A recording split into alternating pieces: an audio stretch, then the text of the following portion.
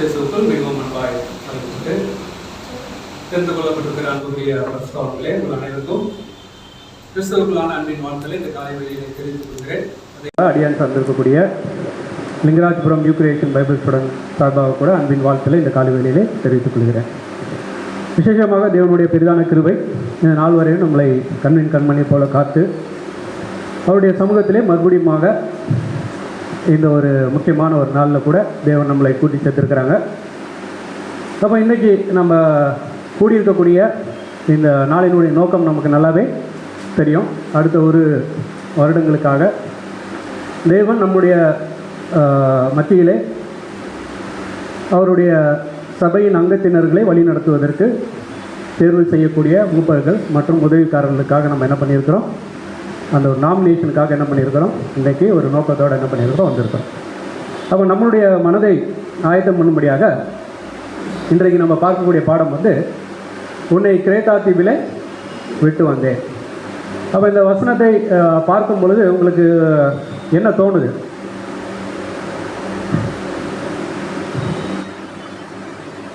Election சப்ஜெக்ட்னாலே உங்களுக்கு என்ன தோணுன்னு எனக்கு தெரியும். தீமோத்தேயு இல்லைனா தீத்து, இது ரெண்டு அவுட்டா வேறு என்ன இருக்குது அப்படின்றீங்களா? சரி, ஓகே. அப்போ இந்த ரெண்டு விஷயங்களை என்ன பண்ண போகிறது இல்லை அப்படின்னா நம்ம இன்றைக்கி பார்க்க போகிறது இல்லை. அதற்கு மாறாக இந்த கிரேத்தா தீவில் என்ன நடந்துச்சு, ஏன் வந்து அப்போஸ்தலன் பவுல் தீத்துவை கிரேத்தா தீவில் என்ன பண்ணணும், விடணும், விட்டுட்டு என்ன அறிவுரைகளை கூறுகிறார் அப்படின்ற விஷயத்தை தான் இன்றைக்கி என்ன பண்ண போகிறோம், நம்ம பார்க்க போகிறோம். அதுதான் வந்து இந்த பாடத்தினுடைய ஒரு சுருக்கம். சரி, இப்போ முதலாவது இந்த ஒரு பாடத்தை புரிஞ்சுக்கணும் அப்படின்னா இந்த கிரேத்தா தீவை பற்றி என்ன பண்ணணும் அப்படின்னா நம்ம புரிஞ்சுக்கணும். அந்த வார்த்தையிலே இருக்குது, அது என்னது, தீவு. தீவுனாலே தீவுனா என்னங்க, சுற்றி கடல் இருக்கும், கரெக்ட். சரி, அப்போ இந்த தீவு எங்கே இருக்குது அப்படின்னு பார்க்கும்பொழுது கிட்டத்தட்ட மத்திய திரைக்கடலில் இருக்கக்கூடிய ஒரு தீவு. இதற்கு பக்கத்தில் இருக்கக்கூடிய ஒரு நாடு என்ன சொல்லலாம் அப்படின்னு பார்க்கும்பொழுது கிரீஸ் அப்படின்ற ஒரு கண்ட்ரி நாடு தான் வந்து இந்த கிரேத்தா தீவுக்கு பக்கத்தில் இருக்குது. சரி, அப்போ இந்த கிரேத்தா தீவுக்கு ஒரு ஸ்பெஷாலிட்டி இருக்குது. என்ன ஸ்பெஷாலிட்டி அப்படின்னு பார்க்கும்பொழுது இந்த கிரேத்தா தீவில் இருக்கக்கூடிய ஜனங்கள் என்ன நம்புவாங்க அப்படின்னா, கிரேக்க கடவுள்கள் எல்லாருமே வந்து பிறந்த இடம் எந்த இடம் அப்படின்னா இந்த கிரேத்தா தீவு அப்படின்னு நம்புவாங்க. கிரேக்க கடவுள்கள் நிறைய பேர் இருக்கிறாங்க. அதில் ஜெஸ் அப்படின்ற ஒரு கடவுள் வந்து முக்கியமாக இருக்கிறார். ZDUS அப்படின்ற அந்த கடவுள். அப்போ இதற்கு நிறைய புராண கதைகள் இருக்குது. எப்படி இன்றைக்கி நம்ம மத்தியில் இந்து சகோதரர்களுக்கு நிறைய புராண கதைகள் இருக்குது பார்த்திங்களா, ஒவ்வொரு கடவுளுடைய அவதாரங்கள் எப்படி வந்தாங்க அப்படின்ற மாதிரி நிறைய அவதாரங்கள் இருக்குது. அதே மாதிரி இந்த செஸ் அப்படின்ற கடவுளுக்கும் ஒரு பெரிய கதை இருக்குது. அந்த கதைக்குள்ளே நம்ம போகலாம். ஆனால் சிம்பிளாக புரிஞ்சிக்கலாம். இவர் வந்து அந்த தீவில் இருக்கக்கூடிய ஒரு குகையில் என்ன பிறந்தார் அப்படின்றது அந்த ஜனங்களுடைய ஒரு நம்பிக்கை. சரி, அப்போ இந்த கடவுள் யார் அப்படின்னு பார்க்கும்பொழுது இவர் வந்து காட் ஆஃப் தண்டர் அப்படின்வாங்க. அப்படின்னா இவர் என்ன பண்ண முடியும் அப்படின்னா மின்னல்கள் இதெல்லாத்தையும் இவரால் என்ன பண்ண முடியும், உருவாக்க முடியும். அவர் ஒரு கிரேக்க கடவுள்களில் அந்த அவங்களுடைய ஒரு புராண மித்தாலஜியில் வந்து இவர் அப்படிப்பட்ட ஒரு கடவுளாக என்ன பண்ணுவாங்கன்னா பார்ப்பாங்க. சரி, அப்போ இவருடைய ஸ்பெஷாலிட்டி என்ன அப்படின்னு பார்க்கும்பொழுது பொய் சொல்கிறது. இவருடைய ஸ்பெஷாலிட்டி என்னது, பொய் சொல்கிறது. ஆமாம், பொய் சொல்லி இவர் என்ன பண்ணுவார் அப்படின்னு பார்க்கும்பொழுது ஆக்சுவலாக முதல்ல என்ன சொல்கிறாங்க அப்படின்னா, இவர் நிறைய சண்டைகளெல்லாம் போட்டு நிறைய கடவுள்களெல்லாம் என்ன பண்ணியிருக்கிறார், ஜெயிச்சுட்டு அதுக்கப்புறம் இவர் என்ன பண்ணுறாரு அப்படின்னா நிறைய உருமாறி நிறைய பெண்களை என்ன பண்ணுவார் அப்படின்னு பார்க்கும்பொழுது திருமணம் பண்ணுவார். ஒவ்வொரு பெண்களையும் அவர் திருமணம் பண்ணும் பொழுதோ இல்லைன்னா அவங்க கூட சேரணும்னு நினைக்கும் பொழுது ஒவ்வொரு வடிவம் எடுப்பார். உதாரணத்துக்கு ஒரு சில அந்த மித்தாலஜியில் சொல்ல இருக்கும், ஒரு சிலர்கிட்ட வந்து அவர் தன்னை பூ மாதிரி காட்டிப்பார். வேறு உருவங்களை என்ன பண்ணுவார் அப்படின்னா மாறி திடீர்னாப்புல அப்புறம் வேறு மாதிரி அப்போ அதுக்குள்ளே நம்ம போனால். பட் சிம்பிளாக புரிஞ்சுக்கிங்க, இந்த கடவுள் அப்படின்றது ஒரு பாசிட்டிவான விஷயங்களுக்கு சொல்லப்படுகிறது அப்படின்னு பார்த்தீங்கன்னா இல்லை. அவர் பொய், அடுத்தது அவர் ஒரு உமனைசர், பெண்களை மயக்குகிறவர். அப்போ இந்த மாதிரியான ஒரு தவறான விஷயத்திற்கு பேசப்படுகிற அவருடைய சைடில் பாசிட்டிவ் இருந்தால் கூட நிறைய என்ன இருக்குது. சரி, அப்போ இந்த கிரேத்தா தீவு மக்கள் என்ன நினைக்கிறாங்க அப்படின்னா, இந்த மாதிரி ஒரு கடவுள் எங்கள் தீவில் தான் பிறந்திருக்கிறாரு, இதனால எங்களுக்கு என்னென்னா ரொம்ப பெருமை, இவரை நாங்கள் கடவுளாக கொண்டிருக்கிறதுனால இதை பற்றி நாங்கள் பேசுகிறதற்கோ அவர் செஞ்ச விஷயங்களை நாங்கள் செய்கிறதுக்கோ எங்களுக்கு என்ன இல்லை, வெக்கம் இல்லை. அப்போ கிரேத்தா தீவினுடைய மக்களுடைய நிலைமை எப்படி இருக்குது அப்படின்னா, உதாரணத்துக்கு தமிழில் சொல்லுவாங்க, அரசன் எவ்வளியோ அவளி மக்கள். அதே போல் கடவுள் எவ்வளியோ அப்படி அந்த அவ்வளியில் தான் யார் போக முடியும். அப்போ கடவுளே இப்படி இருக்கிறார் அப்படின்னு பார்க்கும்பொழுது அப்போ மக்கள் எப்படி தான் இருப்பாங்க. அதனால தான் அப்போஸ்தலன் பவுல் ஒரு வார்த்தையை என்ன பண்ணுறாருன்னா கோடிட்டு காட்டுகிறார். அந்த வசனம் வேணால் படிக்கலாம் பாருங்கள். தீத்து 1ஆம் அதிகாரம் 6ஆம் வசனம்னு நினைக்கிறேன். தீத்து 1ஆம் அதிகாரம் 6ஆம் வசனம். குற்றம் சாட்டப்படாதவனும் ஒரே மனைவியுடைய 9ன்னு நினைக்கிறேன். அவர்கள் ஓயா பொய்யர். படிங்க, அந்த வசனத்தை படிங்க. கிரேத்தா தீவார் ஓயா பொய்யர், துஷ்ட மிருகங்கள், பெருவைத்து சோம்பேறிகள். அப்படின்னா கிரேத்தா தீவு வந்து ஓயா பொய்யர், அதுக்கப்புறம் துஷ்ட மிருகங்கள், நெக்ஸ்ட் இன்னொரு ஓயா பொய்யர், துஷ்ட மிருகங்கள், அதுக்கப்புறம் பெருவைத்து சோம்பேறிகள். பெருவைத்து சோம்பேறி. அப்போ இது எல்லாத்துக்கும் மூல காரணம் யார் அப்படின்னா, அவர்கள் கடவுளாக தங்களை ஒருத்தரை நினச்சிட்டு இருந்தாங்க பார்த்தீங்களா, அவருடைய கேரக்டர் என்ன ஆகுது அப்படின்னா அப்படியே அந்த ஜனங்களுக்குள்ள வருது. சரி, இதை சொன்னது யார் அப்படின்னு பார்க்கும்பொழுது அவர்களுக்குள்ள தீர்க்கதரிசி அப்படின்னு போட்டிருக்கோம். ஆக்சுவலாக அவர் தீர்க்கதரிசி கிடையாது. அவர் யார் அப்படின்னா ஒரு பிலாசபர், இல்லைன்னா ஒரு பொயட்டு. இப்போ நம்மளுடைய காலங்களில் கூட எடுத்துக்கிட்டீங்க அப்படின்னா அந்த திருவள்ளுவர் அப்படின்லாம் இருந்தார் பார்த்தீங்களா, அவரை மாதிரி அவங்களுடைய சார்ந்த ஒரு மனிதர் அவங்கள பற்றி என்ன பண்ணியிருக்கிறாருன்னா சொல்லியிருக்கிறார். அப்போ இதெல்லாம் எப்படி அப்போஸ்தலன் பவுலுக்கு தெரியும்? அப்போஸ்தலன் பவுல் நல்லா கற்று படித்தவர். கமாலியலுடைய பாதத்தில் அமர்ந்து வெறும் நியாயப்பிரமாணங்களை மட்டும் படிக்கலை, அவர் எல்லா சகல விஷயங்களையும் என்ன பண்ணியிருக்கலாம், கற்றுருக்கலாம். அதனால் இந்த இன்ஃபர்மேஷன் யாருக்கு போகுது அப்படின்னு பார்க்கும்பொழுது கிரேத்தா தீவு ஜனங்களை குறித்து நல்லா என்ன அறிஞ்சிருக்கிறவர் தான் யார் அப்படின்னா அப்போஸ்தலன் பவுல். அப்போ இந்த ஓயா பொய்யர், பெருவயிற்று சோம்பேறிகள், இந்த விஷயங்களை யார் சொல்லியிருக்கிறது அப்படின்னா அவங்களுடைய ஜனங்கள் மத்தியிலே இருந்த ஒருத்தர் என்ன பண்ணியிருக்கிறாரு, பேசியிருக்கிறார். அப்போ இதுலேருந்து நமக்கு என்ன புரியுது அப்படின்னா, இந்த கிரேக்க கடவுளை பின்பற்றுகிற இந்த ஜனங்கள் இப்படிப்பட்ட சூழ்நிலைகளுக்குள்ள தான் எதில் இருந்திருக்கிறாங்க, கிரேத்தா தீவுக்குள்ளே இருந்திருக்கிறாங்க. சரி, இப்போ இந்த கிரேத்தா தீவுக்குள்ளே இருந்த ஜனங்கள் இப்படி இருந்தாங்க. சரி, அதில் வந்து சபை இருந்துச்சா? இப்போ உதாரணத்திற்கு நாகர்கோயில் ஜனங்கள் அப்படின்னா நாகர்கோயில் ஜனங்கள் இப்படி, நாகர்கோயில் ஜனங்களுக்குள்ள சபை இருக்குதா, எக்லீசியா இருக்குதா? சரி, எக்லீசியா இருக்கு. சரி, இப்போ இந்த எக்லீசியா எப்படி, இந்த எக்லீசியா எப்படி ஃபார்ம் ஆச்சு? அப்போ இந்த எக்லீசியா எப்படி ஃபார்ம் ஆகிருக்கலாம்? கிரேத்தா தீவில் இருக்கக்கூடிய அந்த எக்லீசியா இல்லைனா அந்த சபை எப்படி ஃபார்ம் ஆகிருக்கலாம் அப்படின்னு பார்க்கும்பொழுது நமக்கு ஒரு ஆதாரம் வேத வசனத்தில் இருக்குது. அப்போஸ்தலர் 2ஆவது அதிகாரத்தில் நீங்கள் பார்த்தீங்க அப்படின்னா கிரேத்தரும் அரபியரும் அப்படின்னு இருக்கும். அப்படின்னா கிரேத்தர் எந்த இடத்துல இருந்திருக்கிறாங்க அப்படின்னா அந்த பெந்தேகோஸ்தே நாளில் அவர்கள் அபிஷேகம் பெறும் பொழுது அநேக விதமான ஜனங்கள் அங்கே இருந்தாங்கன்னு இருக்கு பார்த்தீங்களா, அநேக விதமான ஜனங்கள் அவங்க மத்தியில் இருந்தாங்களா. அதில் ஒரு ஜனக்கூட்டார் யார் அப்படின்னா இந்த கிரேத்தார். சரி, யார் இந்த கிரேத்தார் அப்படின்னு பார்க்கும்பொழுது கிரேத்தா தீவில் இருந்த யூதர்கள். இவங்க யார் இல்லை அப்படின்னா கிரீக்கு வம்ச வழியில் வந்தவர்கள் இல்லை. இவங்க யார் அப்படின்னா யூதர்கள் தான், ஆனால் எங்கே செட்டில் இருக்கிறாங்க, கிரேத்தா தீவில். அப்போ அவங்க வந்து எங்கே வந்திருக்கிறாங்க அப்படின்னா எருசலேமுக்கு வந்திருக்கிறாங்க. சரி, இப்போ இந்த சம்பவங்களை பார்த்த இந்த யூதர்கள், கிரேத்தா தீவு யூதர்கள் என்ன பண்ணுறாங்க அப்படின்னா அப்படியே நெக்ஸ்ட்டு என்ன நடக்குது அப்படின்னு பார்க்கும்பொழுது பேதுரு என்ன பண்ணுகிறார் அப்படின்னா கிட்டத்தட்ட 3000 பேரையும் ஒரு சமயத்தில் 5000 பேரையும் கிறிஸ்துக்குள்ளே என்ன பண்ணுறாங்கன்னா வழி நடத்துகிறார். அப்போ பாசிபிலிட்டி என்ன இருக்குது அப்படின்னா இந்த கிரேத்தா தீவு யூதர்கள் அதுக்கப்புறம் என்ன பண்ணியிருக்கணும் அப்படின்னா பேதுருவினுடைய சத்தியத்தை கேட்டு என்ன பண்ணியிருக்கணும், வந்திருக்கணும். இப்போ பேதுருடைய சத்தியத்தை கேட்டு இயேசு கிறிஸ்துவை ஏற்றுக்கொண்ட யூதர்கள் இப்போ நெக்ஸ்ட் எங்கே போகிறாங்க, கிரேத்தா தீவுக்கு போகிறாங்க.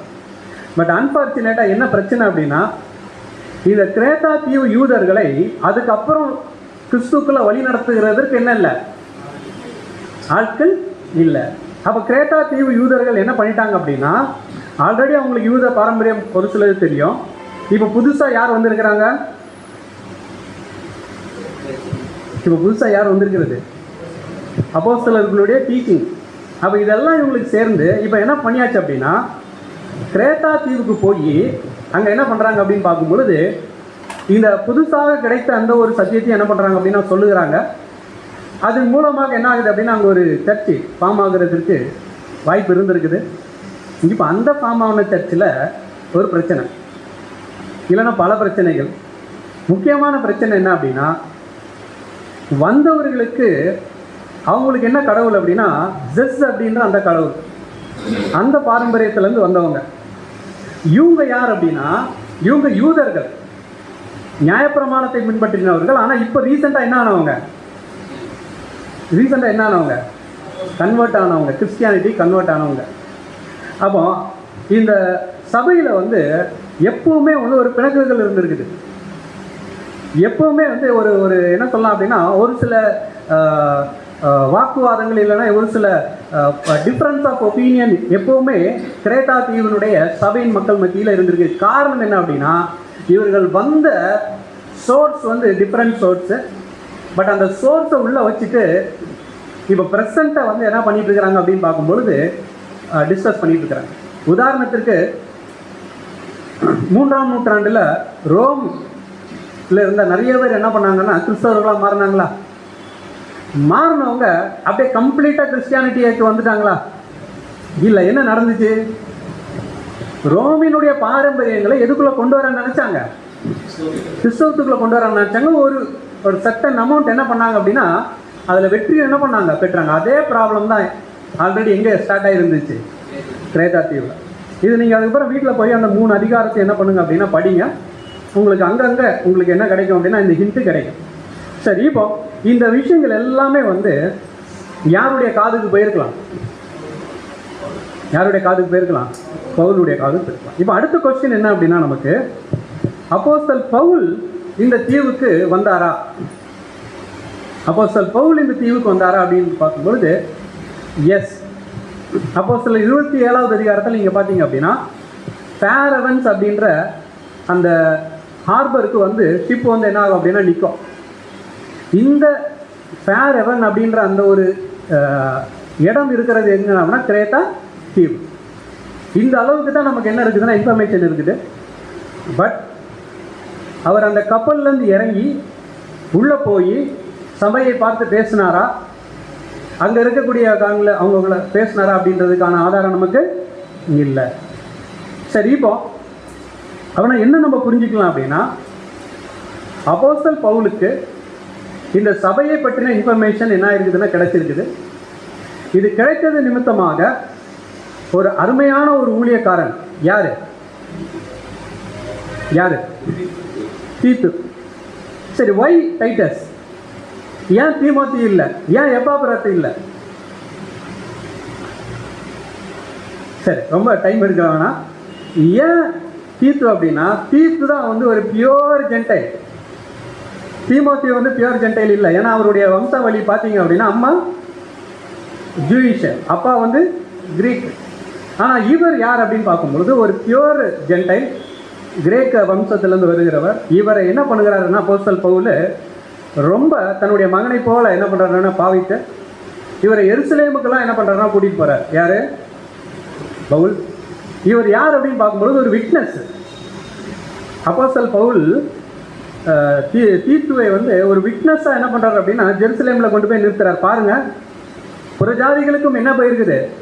சுவிசேஷம் போயிருக்குது. அவர்களும் கிறிஸ்துவுக்களாக என்ன பண்ணப்பட்டிருக்கிறாங்க? அபிஷேகம் பண்ணப்பட்டிருக்கிறாங்க. அதற்கு உண்மையுள்ள சாட்சி யார்? தீத்து அப்படின்றத என்ன பண்ணுறாருன்னா நிறுத்துறார். அப்போ தீத்துவுக்கு அது நல்லா வளருகிறார். அதுக்கப்புறம் அப்போஸ்தலர் பவுல் இவர் என்ன பண்ணுகிறாருன்னா கொரிந்து சபைக்கு அனுப்புகிறாரு. கொரிந்து சபையிலையும் போய் என்ன பண்ணுறாருன்னா ஒரு சில ஊழியங்கள் செஞ்சுட்டு அது நிமித்தமாக இப்போ அடுத்த வேலை என்ன அப்படின்னா, இப்போ தீத்து நீங்கள் என்ன பண்ணுங்க அப்படின்னா கிரேத்தா தீவுக்கும் போங்க. உங்களுடைய வேலை கொரிந்தில் நல்லா இருந்துச்சு, இதெல்லாம் நீங்கள் அங்கங்கே படிச்சிங்கன்னா தீத்துவை பற்றி படிச்சிங்கன்னா உங்களுக்கு தெரியும். இப்போ நெக்ஸ்ட் என்ன பண்ணுங்க அப்படின்னா, நீங்கள் கிரேத்தா தீவுக்கு என்ன பண்ணுங்கள், போங்க. அப்போ கொரிந்து சபைக்கு ஆல்ரெடி வந்து இவர் ஒரு சில நல்ல ஒரு சாட்சி வாங்கியிருந்ததுனால இப்போ தீத்துவுக்கு அடுத்த ஒரு வேலை என்ன அப்படின்னு பார்க்கும்பொழுது, இவர் கிரேத்தா தீவுக்கு போயிட்டு அங்கே இருக்கக்கூடிய ஒரு சில ஒழுங்காக இல்லாதவைகளை இப்போ இவர் என்ன பண்ணணும், ஒழுங்குபடுத்தணும். சரி, ஒழுங்காக இல்லாதவர்களை ஒழுங்குபடுத்துவதற்கு தான் அவர் என்ன சொல்கிறார் அப்படின்னா, நீ பட்டணந்தோறும் போய், அந்த கிரேத்தா தீவில் நிறைய பட்டணங்கள் இருந்துருக்குது, அங்கங்கே இருக்கக்கூடிய அந்த எக்லீசியாஸுக்கு நீங்கள் என்ன பண்ணுங்க அப்படின்னா, வழி நடத்துவதற்கு மூப்பர்களை என்ன பண்ணுங்க, நியமிங்க. அந்த நியமிக்கக்கூடிய விஷயத்தில் கூட அவர்களுடைய குணலட்சணங்கள் என்னவா இருக்கணும் அப்படின்றத நமக்கு நல்லாவே தெரியும். அதை என்ன பண்ணுறான்னு லிஸ்ட் டவுன் பண்ணி கொடுத்துருக்குறார். சரி, இப்போ இவ்வளோ விஷயங்கள் வந்து நமக்கு ஒரு இன்ஃபர்மேஷன். இன்னொன்று இந்த பாடத்திற்கு தேவையான ஒரு சில விஷயம். இப்போ நம்ம நெக்ஸ்ட் எதுக்குள்ளே போகலாம் அப்படின்னா, இந்த கிரேத்தா தீவில் அப்போஸ்தலன் பவுல் தீத்துவை விட்டுட்டு அவர் முக்கியமாக ஒரு சில அறிவுரைகளை யாருக்கு கொடுக்குறாரு, தீத்துவுக்கு கொடுக்குறாரு. அப்போ இந்த ஒரு பாடத்தை வந்து ரெண்டு பாடமாக என்ன பண்ணலாம் அப்படின்னா நம்ம பார்க்கலாம். இன்றைக்கு நம்ம பார்க்கக்கூடிய பாடம் வந்து பார்ட் 1 தான். இன்றைக்கு பார்ட் 1. தேவனுக்கு சித்தமானால் பின்னாடி வருங்காலங்களில் என்ன பண்ணலாம் அப்படின்னா இதனுடைய பார்ட் 2 என்ன பண்ணலாம் நம்ம பார்க்கலாம். ஆனால் இன்றைக்கி இருக்கக்கூடிய சூழ்நிலைகளுக்கு நமக்கு பார்ட் 1 என்ன ஆகும்னா போதும். சரி, முதல் விஷயம், அப்போஸ்தலன் பவுல் தீத்துவுக்கு கொடுத்த ஒரு அறிவுரை என்ன அப்படின்னா, இங்கே தீத்துவை நீங்கள் யாராக நீங்கள் பார்க்கணும் அப்படின்னா, அந்த சபையை வழி நடத்துகிற ஒரு மூப்பராக நீங்கள் என்ன பண்ணணும், பார்க்கணும். ஏன்னா அவருக்கு தான் அந்த ஒரு சார்ஜை யார் கொடுத்தது, அப்போஸ்தலன் பவுல். ஸோ முதல் விஷயம் என்ன சொல்கிறார் அப்படின்னா, படிக்கலாம் வசனம், தீத்து 1ஆவது அதிகாரம் 9ஆவது வசனம். தீத்து 1ஆம் அதிகாரம் 9ஆம் வசனம். தாம் போதிக்கப்பட்டதற்கேற்ற உண்மையான வசனத்தை நன்றாய் பற்றி கொள்ளுமாய் இருக்க வேண்டும். ஃபர்ஸ்ட் விஷயம் என்ன அப்படின்னா, ஒரு எல்டர் அப்படின்றவருக்கு, ஒரு மூப்பர் அப்படின்றவருக்கு இருக்க வேண்டிய குணலட்சணம் அப்படின்றத அப்போஸ்தலன் பவுல் என்ன சொல்கிறார் அப்படின்னா, நீங்கள் கடைசி வரைக்கும் நீங்கள் என்ன பண்ணுங்க அப்படின்னா, நான் உங்களுக்கு போதித்த வசனத்தில் நீங்கள் என்ன பண்ணுங்க, பற்றி கொண்டிருங்க. அப்படின்னா முடிவு பரியந்தம் நிலைத்திருக்கிறவனே ரட்சிக்கப்படுவான். சரி, அப்படின்னா முடிவு பரியந்தம் நிலைத்திருக்காமல் இருப்பதற்கு என்ன வரும், சோதனைகள் வரும்.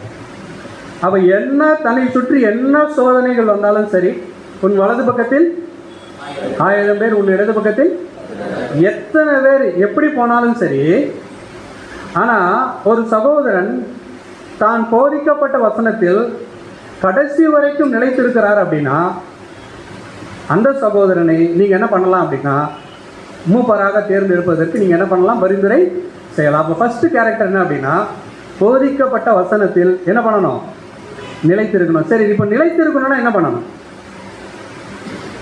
சரி பதர், நிலைத்திருக்கணும் என்ன பண்ணணும், பேசிக் சப்ஜெக்டில் படிப்போம். என்ன படிப்போம், வேத வாக்கியங்களை என்ன பண்ணுங்க, ஆராய்ந்து பாருங்க, சர்ச். அப்படின்னா இவர் கடைசி வரைக்கும் யாரா இருக்கணும், பைபிள் ஸ்டூடெண்ட்டாக இருக்கணும். அப்படின்னா கடைசி வரைக்கும் இவர் என்ன பண்ணிட்டு இருக்கணும் அப்படின்னா, ஸ்டூடெண்ட்டாக இருந்து என்ன பண்ணிட்டு இருக்கணும், படிச்சுக்கிட்டே இருக்கணும்.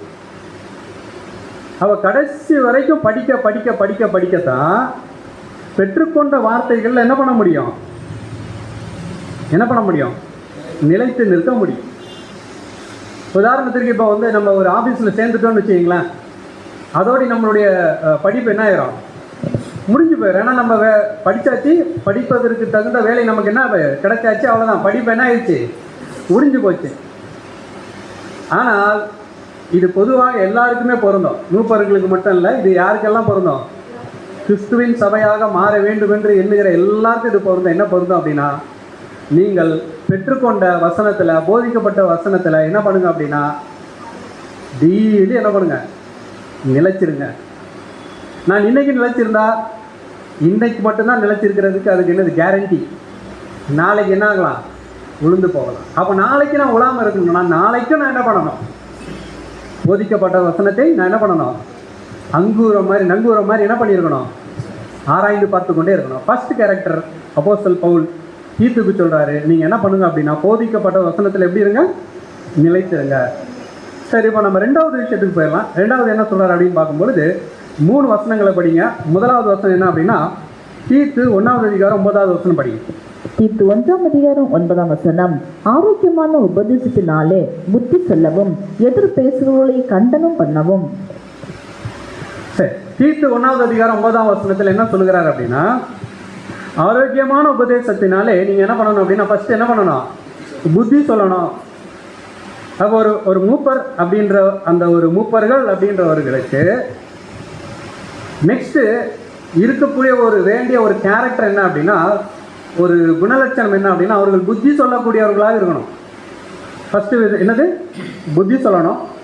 யாருக்கு அப்படின்னு பார்க்கும்பொழுது எதிர் பேசுகிறவர்களுக்கு. அதெல்லாம் என்னன்றதை நம்ம பார்க்கலாம். நெக்ஸ்ட் இன்னொன்று என்ன அப்படின்னா அதிலே 2வது அதிகாரம் 15வது வசனம். தீத்து 2ஆம் அதிகாரம் 15ஆம் வசனம். சகல அதிகாரத்தோடும் கடிந்து கொள். இப்போ நெக்ஸ்ட் என்ன அப்படின்னா முதல்ல புத்தி சொல்லணும். நெக்ஸ்ட் என்ன பண்ணணும், கடிந்து கொள்ளணும். நெக்ஸ்ட் என்ன அப்படின்னா கடிந்து கொள்ளணும். 3வது 1:13. நீ அவர்களை கண்டிப்பாய் கடிந்து கொள். இது எப்படி அப்படின்னா கண்டிப்பாய் கடிந்து கொள். நம்ம 3 நிலைமை இருக்குது, கவனிங்க. மூப்பர்கள் இந்த 3 விஷயத்தை என்ன பண்ணணும் அப்படின்னா செய்யணும்.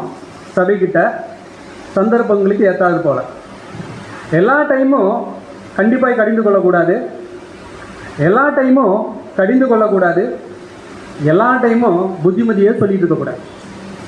சரி, இப்போ எந்தெந்த இடத்துல எதை பயன்படுத்தணும், எந்தெந்த இடத்துல எதை பயன்படுத்தணும். புத்தி சொல்ல வேண்டிய இடத்துல போயிட்டு கண்டிப்பாய் கடிந்து கொள்ளக்கூடாது, கண்டிப்பாய் கடிந்து கொள்ள வேண்டிய இடத்துல என்ன பண்ணிக்கிட்டு இருக்க முடியாது, புத்தி சொல்லிட்டு இருக்க முடியாது. சரி, இப்போ உதாரணத்திற்கு இயேசு கிறிஸ்துவை எடுத்துக்கலாம். இயேசு கிறிஸ்து இதை ஃபாலோ பண்ணியிருக்கிறாங்களா?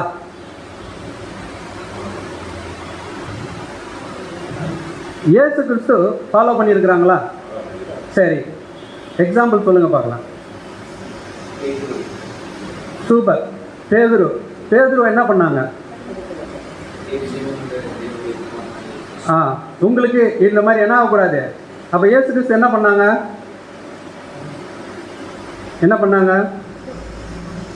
கடிந்து கொண்டு. சரி, இப்போ இந்த கடிந்து கொள்ளுதல் எப்படி இருந்துச்சு தெரியுங்களா? இந்த கடிந்து கொள்ளுதல் எப்படி இருந்துச்சு தெரியுங்களா? 1 to 1. இந்த கடிந்து கொள்ளுதல் எப்படி இருந்துச்சு? 1 to 1. ஏன் இயேசு கிறிஸ்து 11 வரையும் கூப்பிட்டு வாங்கப்பா வாங்க, உங்களுக்கு விஷயம் தெரியாதா? இப்போ தான் நான் இதை சொன்னேன். பேதுரு உடனே என்ன பண்ணிட்டாரு? இந்த மாதிரி சொல்லிட்டாரு. இப்போ நான் என்ன பண்ண போகிறேன் அப்படின்னா அவரை நான் என்ன பண்ண போகிறேன் இல்லை. அப்போ ஃபஸ்ட்டு ஸ்டெப் என்ன அப்படின்னா புத்தி சொல்லுங்க. அப்போ ஃபஸ்ட்டு ஸ்டெப் எதுலேருந்து ஆரம்பிக்கணும் அப்படி இதெல்லாம் செய்யணும். யார் செய்யணும்? மூப்பர்கள் செய்யணும், சுச்சுவேஷனுக்கு தகுந்தாது போல. அப்போ முதல் விஷயம் என்ன அப்படின்னா மத்திய 18ஆம் அதிகாரத்தில் இருக்கிறது தான் 1 to 1. நீங்கள் என்ன பண்ணுங்க அப்படின்னா புத்தி சொல்லுங்க. 1 to 1 என்ன பண்ணுங்க? புத்தி சொல்லுங்க. பட் புத்தி சொல்லும் போது எப்படி சொல்லணும் அப்படின்னா எப்படி சொல்லணும்? மனசில் வந்து பயங்கர ஒரு கடுமையான ஒரு மனநிலைமையை வச்சுக்கிட்டு, ரொம்ப ஒரு கசப்பை வச்சுக்கிட்டு, அதுக்கப்புறம் ஒரு அன்பற்ற ஒரு எண்ணத்தை வச்சுக்கிட்டு, இரக்கமற்ற ஒரு நெஞ்சை வச்சுக்கிட்டு புத்தி சொல்ல முடியுமா? இந்த மனநிலைமையில் நான் இருந்தேன்னா என் வாயின் வார்த்தைகள் எப்படி இருக்கும் பாருங்க. எனக்குள்ள வந்து கடினமான ஒரு இருதயம், அன்பற்ற ஒரு இருதயமாக இருக்கிறது, இரக்கமற்றவனாக இருக்கிறேன். ஆனால் நான் என்ன பண்ணுறேன்? இன்னொருத்தருக்கு நான் என்ன பண்ணுறேன்? புத்தி சொன்னா. இப்போ நான் இப்படி புத்தி சொன்னா எப்படி இருக்கும் அப்படின்னா அவரை பிச்சு தள்ளிடுவேன். நீங்கள் செய்கிறது தப்பு அப்படி இப்படின்னு போட்டு என்ன பண்ணுவேன்? கத்துவேன். ஆனால் அதே இது என்னுடைய வார்த்தையில் வந்து அன்பு, இரக்கம், பரிவு இருந்துச்சு அப்படின்னா இப்போ தேவனுடைய ஆவியினால் நான் என்ன பண்ணலாம் அப்படின்னா புத்தி சொல்லலாம். இந்த புத்தி சொல்லும் போது அந்த புத்தி சொல்லுதல் அவருக்கு என்னதான் மாறும்? நல்ல ஒரு குணத்தை காயத்தை ஆற்றுகிற மருந்தாக என்ன பண்ணும், மாறும். விசேஷமாக புத்தி சொல்லும் போது நல்லா நினச்சிங்க, உங்களுடைய வார்த்தை அல்ல, தேவனுடைய வார்த்தை தான் ஒரு மனுஷரை என்ன பண்ணோம். நாம் போய் பேசும் பொழுது நாம் பேசக்கூடிய வார்த்தை தேவன் கிரியை செய்கிறது இல்லை. எந்த வார்த்தை தான் தேவன் கிரியை செய்ய முடியும். அப்போ புத்தி சொல்லும் போது எது ஜாஸ்தியாக இருக்கணும், தேவனுடைய வசனங்கள் ஜாஸ்தி இருக்கணும். நம்மளுடைய பேச்சு எப்படி இருக்கணும், சகோதரா சகோதரி வசனம் இப்படித்தான் சொல்லுது, இதை நீங்கள் கடைபிடிச்சிங்கன்னா அவங்களுடைய வாழ்க்கைக்கு என்ன ஆகும், ஆரோக்கியம். ஏன் அப்படின்னா தேவனுடைய வார்த்தை தான் இருபுறம் கருக்குள்ள பட்டையும், அதுதான் அதை நீங்கள் பயன்படுத்தும் போது தான் அவருடைய இருதயத்தை என்ன பண்ணோம், விளக்குமே வழிய நம்முடைய சொந்த வார்த்தைகளை போட்டு சொந்த உலக எக்ஸாம்பிள்ஸை வச்சுக்கிட்டு சொல்லலாம். அதற்காக சொல்லக்கூடாதுன்னு இல்லை, சொல்லலாம் ஒரு சில உங்களுடைய வாழ்க்கை அனுபவங்கள். ஆனால் கிரியை செய்வது எதுவாகத்தான் இருக்கும் அப்படின்னா தேவனுடைய வார்த்தையாகத்தான் இருக்கும். சரி, இப்போ இது புத்தி சொல்லக்கூடிய விஷயம். ஆனால் இப்போ ரெண்டாவது விஷயம் என்ன அப்படின்னா கடிந்து கொள்ளணும். ஒரு சில நேரங்கள் எப்படி கூட கடிந்து கொள்ளணும், ஒரு சில நேரங்கள் எப்படி கடிந்து கொள்ளணும், கண்டிப்பாக கடிந்து கொள்ளணும். ரெபுக் ஷார்ப்லி அப்படின்னு இருக்குது. சரி, இது எப்போ பயன்படுத்தணும்,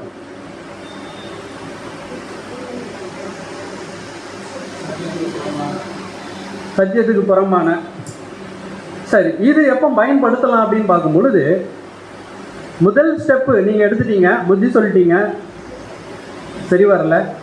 இப்போ ரெண்டாவது ஸ்டெப் என்ன ஆகுது அப்படின்னு பார்க்கும்பொழுது, அல்லது மூணாவது ஸ்டெப் என்ன ஆகுது அப்படின்னா அந்த காரியம் ஓப்பனாக எல்லாருக்கும் தெரிய வரும் பொழுது, ஏதோ ஒரு விஷயம், ஏதோ ஒரு ப்ராப்ளம் ஓப்பனாக எல்லாருக்கும் தெரிய வரும் பொழுது தான் இந்த ஸ்டெப்பை எடுத்ததுக்கு அப்புறம் தான் கடைசியாக நீங்கள் என்ன பண்ணலாம் அப்படின்னா கண்டிப்பாக என்ன பண்ணலாம், கண்டிப்பாக என்ன பண்ணலாம், கடிந்து கொள்ளலாம். சரி, இதை இயேசு கிறிஸ்து செஞ்சுருக்கிறாங்களா, ஓப்பனா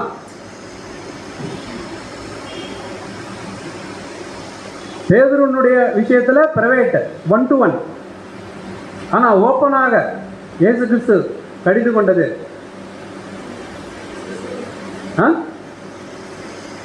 கொஞ்சம் சிந்திச்சு பார்த்தீங்கன்னா உங்களுக்கு கிடைச்சிடும். சரி, பரிசேயர் சதுசேயருடைய விஷயத்தில் இயேசு கிறிஸ்துனுடைய செயல்பாடு எப்படி இருந்துச்சு அப்படின்னா ஓப்பனாக தான் இருந்துச்சு. எந்த அளவுக்கு ஓப்பனாக இருந்துச்சு அப்படின்னா டைரெக்டாக என்ன சொன்னாங்க அப்படின்னா இயேசு கிறிஸ்து, நீங்கள்லாம் யார் அப்படின்னா வெள்ளை அடிக்கப்பட்ட கல்லறைகள்.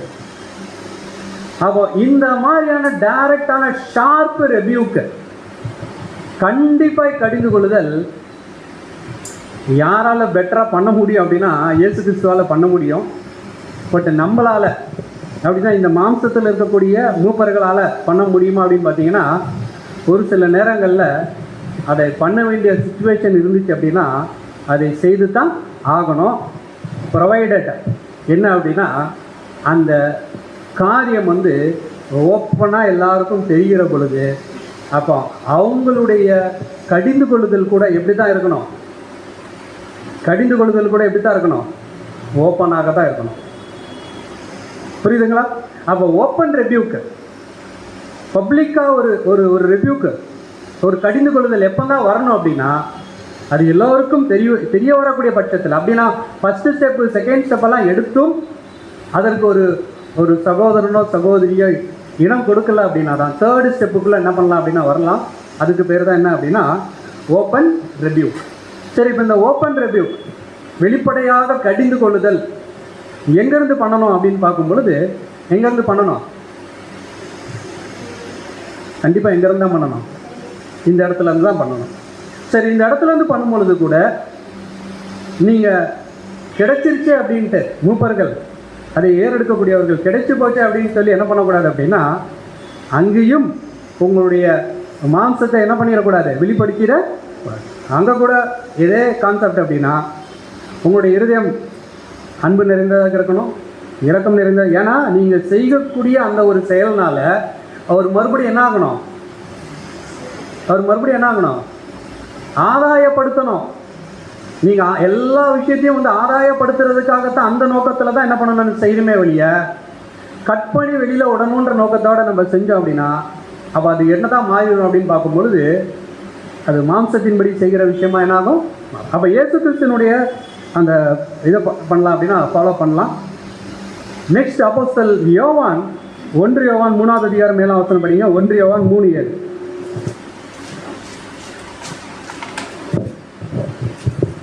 1 யோவான் 3ஆம் அதிகாரம் 7ஆம் வசனம். பிள்ளைகளே, நீங்கள் ஒருவராலும் வஞ்சிக்கப்படாதிருங்கள். நீதியை செய்கிறவன் அவர் நீதியுள்ளவராய் இருக்கிறது போல தானும் நீதியுள்ளவனாய் இருக்கிறான். பாருங்க, இதுல எப்படி எழுதுறாரு அப்படின்னா பிள்ளைகளே அப்படின்னு எழுதுறாரு. Little children. ஓகே, அவர் அந்த வார்த்தையை பயன்படுத்துவதற்கு அப்போஸ்தலன் யோவானுக்கு என்ன இருக்குது?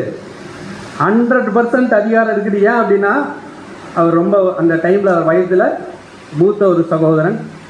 அடுத்தது அவர் தன்னுடைய பிள்ளைகளை போல தன்னுடைய சபையை அவர் என்ன பண்ணியிருக்கிறார் அப்படின்னா வழி நடத்தியிருக்கிறார். Okay, correct. ஆனால் இப்போ என்ன பிரச்சனை அப்படின்னா இங்கே இருக்கக்கூடிய யாரோ ஒரு சகோதரன் இல்லைன்னா சகோதரர்கள் தான் நம்ம மத்தியில் யாராக வரப்போகிறாங்க? மூப்பர்களாக என்ன பண்ண போகிறாங்க? வரப்போகிறாங்க. ஆனால் ப்ராப்ளம் என்ன அப்படின்னா ஒரு சில நேரங்களில் நம்மளுடைய மனதில் வந்து எக்லீஷியா எலெக்ட் பண்ணால் கூட அவர்களை நம்ம மனதளவில் என்ன பண்ண முடியாது, ஏற்றுக்கொள்ள முடியாது. சேம் ப்ராப்ளம் எங்கே இருந்துச்சு அப்படின்னா கொரிந்து சபையில் இருந்துச்சு. Same problem. என்ன ப்ராப்ளம் அப்படின்னா கொரிந்து சபை அப்போஸ்தலர் பவுலை அப்போஸ்தலனாக என்ன பண்ணலை, ஏற்றுக்கொள்ளலை. நீங்கள் வீட்டில் போய் என்ன பண்ணுங்க அப்படின்னா 1 கொரிந்தியர் 2 கொரிந்தியர்லாம் படித்து பாருங்கள். அடிக்கடி அவர் என்ன சொல்லுவார் அப்படின்னா நான் அப்போஸ்தலன் அப்படின்வார். அடிக்கடி தான் யார் அப்படின்றதை அவர்களுக்கு அடிக்கடி என்ன பண்ணுவார் அப்படின்னா நினைப்பு ஊட்டுவார். ஏன் ப்ராப்ளம் என்ன அப்படின்னா கொரிந்து சபையில் ஒரு சிலர் அவரை யாராக கூட அக்செப்ட் பண்ணல, அப்போஸ்தலனாக கூட அக்செப்ட் பண்ணல. சரி, அப்போ ஃபஸ்ட்டு விஷயம் சபைக்கும் அந்த ஒரு மனப்பான்மை வரணும். ஏன்னா நம்ம மத்தியில் இருக்கிற சகோதரர் தான் தேவன் நமக்காக ஊழியம் செய்வதற்கு என்ன பண்ணியிருக்கிறாங்க, நியமித்திருக்கிறாங்க அப்படின்றத அவங்களுக்கு என்ன பண்ணணும் அப்படின்னா சபையும் புரிந்து கொள்ளணும். அதே போல் மூப்பர்களாக வருகிறவர்கள் கூட இவர்கள் யார் அப்படின்னா நம்முடைய சகோதரர்கள் தான். அப்போ அவர்களை கடித்து கொள்ளக்கூடிய விஷயத்தில் கூட ரொம்ப எப்படி இருக்கணும் அப்படின்னு பார்க்கும்போது ரொம்ப கேர்ஃபுல்லாக இருக்கணும். சரி, இப்போ எப்படிப்பட்ட விஷயங்கள் எல்லாம் ஹேண்டில் பண்ண வேண்டியது இருக்கும்?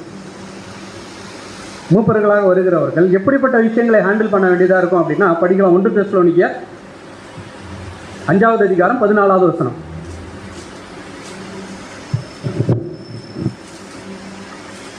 1 தெசலோனிக்கேயர் 5ஆம் அதிகாரம் 14ஆம் வசனம். 14. மேலும் சகோதரரே, நாங்கள் உங்களுக்கு போதிக்கிறது என்னவென்றால் ஒழுங்கில்லாதவர்களுக்கு புத்தி சொல்லுங்கள், திடனற்றவர்களை தேற்றுங்கள், பலவீனரை தாங்குங்கள். இன்னொரு கேட்டகரி ஒழுங்கில்லாதவர்கள், திடனற்றவர்கள், அடுத்தது பலவீனர்கள். 3 பேரும் இருப்பாங்க. எங்கே இருப்பாங்க? நம்ம மத்தியில் தான் இருப்பாங்க. சரி, அப்போ முதல் விஷயம் என்ன அப்படின்னா பலவீனர்கள். யார் இந்த வீக் பலவீனர்கள்?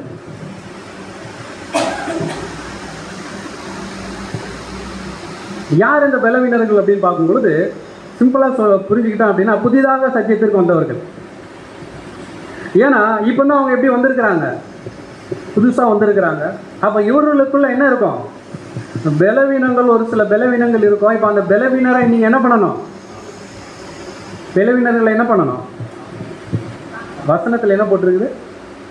தாங்கணும். கரெக்டுங்களா? பலவீனரை தாங்குங்கள். அப்போ செகண்ட் கேட்டகரி என்னது? அந்த வசனத்தை திரும்ப படிங்க சார். 5:14. மேலும் சகோதரரே, நாங்கள் உங்களுக்கு போதிக்கிறது என்னவென்றால் ஒழுங்கில்லாதவர்களுக்கு புத்தி சொல்லுங்கள், திடனற்றவர்களை தேற்றுங்கள். திடனற்றவர்களை நீங்க என்ன பண்ணுங்க? தேற்றுங்கள். அப்ப யார் இந்த திடனற்றவர்கள் அப்படின்னு பார்க்கும் பொழுது ஃபீபிள் மைண்டட். ரொம்ப ஷார்ப்பா இவங்க என்ன பண்ணிடுவாங்க அப்படின்னா ரொம்ப சீக்கிரத்தில் டக்குன்னு இடரில் அறிஞ்சிடுவாங்க. ஆனால் இவங்க கொஞ்சம் வளர்ந்தவங்களாக இருப்பாங்க. ஆனால் ஒரு சின்ன விஷயத்திற்கும் என்ன பண்ணிடுவாங்க அப்படின்னு பார்க்கும்பொழுது ரொம்ப என்ன ஆயிடுவாங்க அப்படின்னா சத்தியத்தில் கொஞ்சம் இம்பேலன்ஸ் ஆயிடுவாங்க. அதான் என்ன அப்படின்னா ஃபீபிள் மைண்டு லெவலில் வந்து ரொம்ப இன்னும் மெச்சூர் ஆகுது. அப்போ இந்த மாதிரி இருக்கிறவர்களை என்ன பண்ணணுங்களா? திடனற்றவர்களை நீங்கள் என்ன பண்ணுங்கள்? தேற்றுங்கள். அப்போ அப்படிப்பட்டவர்களை கண்டுபிடிக்கணும். மூணாவது கேட்டகரி என்ன அப்படின்னா ஒழுங்கற்று நடக்கிறவர்கள். இப்போ ஒழுங்கற்று நடக்கிறவர்களுக்கு ஃபர்ஸ்ட் ஸ்டெப் என்னது? கண்டிப்பா நீங்க என்ன பண்ணணும்? கடிந்து கொள்ளணும். அப்படியா? அதுதான் ஃபர்ஸ்ட் ஸ்டெப் தான் சொல்லியிருக்காரு. என்ன பண்ண? ஒழுங்கற்று நடக்கிறவர்களா இருந்தாங்க அப்படின்னா முதல்ல நீங்க என்ன பண்ணுங்க? புத்தி சொல்லுங்க. அப்ப மூப்பர்களுக்கு இதை பகுத்தறியக்கூடிய ஞானம் வேணும். எதை பகுத்தறியக்கூடிய ஞானம் வேணும்? யாரு பலவீனர், யாரு திடனற்றவர்கள், யாரு ஒழுங்கற்று நடக்கிறவர்கள். ஒழுங்கற்று நடக்கிறவரை பலவீனர் நினைக்க கூடாது, பலவீனரை ஒழுங்கற்று நடக்கிறவர் நினைக்க கூடாது, திறனற்றவரை போயிட்டு பலனற்றவர் என்ன பண்ணக்கூடாது, நினைக்கக்கூடாதுன்னு நினைச்சோன்னா கம்ப்ளீட்டாக என்ன ஆயிரும்? கொலாப்ஸ் ஆயிரும். அதுதான் அப்போஸ்தலன் பவுல் என்ன சொல்லுகிறார் அப்படின்னா, நீங்கள் ஒரு ஒரு தேறினவர்களாக இருக்கணும். தேறினவர்களாக இருந்தீங்கன்னா தான் யார் யார் என்ன கேட்டகரின்றதை என்ன பண்ண முடியும்? முடிவு பண்ண முடியும். அதுக்கு தகுந்தாப்புல தான் நீங்கள் என்ன பண்ண முடியும் அப்படின்னா ஸ்டெப் எடுக்க முடியும். உதாரணத்துக்கு டாக்டருக்கு அவருக்கு என்ன வியாதி இருக்குன்றதை என்ன பண்ணணும்? கண்டுபிடிக்கணும். வியாதியே கண்டுபிடிக்காம ஏதோ ஒரு மருந்தை கொடுத்துக்கிட்டு இருந்தால் அங்கே என்ன ஆகாது? வேலைக்கு ஆகாது. சரி, இப்போ இன்னும் கொஞ்சம் உள்ள போயிட்டு யார் இந்த ஒழுங்கற்று நடக்கிறவர்கள்? யார் இந்த ஒழுங்கற்று நடக்கிறவர்கள் அப்படின்னா படிக்கலாம். 2 தெசலோனிக்கேயர் 3வது அதிகாரம் 11வது வசனம். 2 தெசலோனிக்கேயர் 3ஆம் அதிகாரம் 11ஆம் வசனம். உங்களில் சிலர் யாதொரு வேலையும் செய்யாமல் வீண் அலுவலக்காராய் ஒழுங்கற்று திரிகிறார்கள் என்று கேள்விப்படுகிறோம். சரி, இப்போ உங்களில் சிலர் யாதொரு வேலையும் செய்யாமல் எப்படி திரிகிறாங்களா? அப்ப இது ஒரு எக்ஸாம்பிள் அப்படின்னா இது மட்டும் தானே ஒழுங்கற்று நடக்கக்கூடிய? இல்லை, ஒரு எக்ஸாம்பிள் என்ன சொல்றது அப்படின்னா இவர்களுடைய வேலை என்ன அப்படின்னா பிஸி பாடி.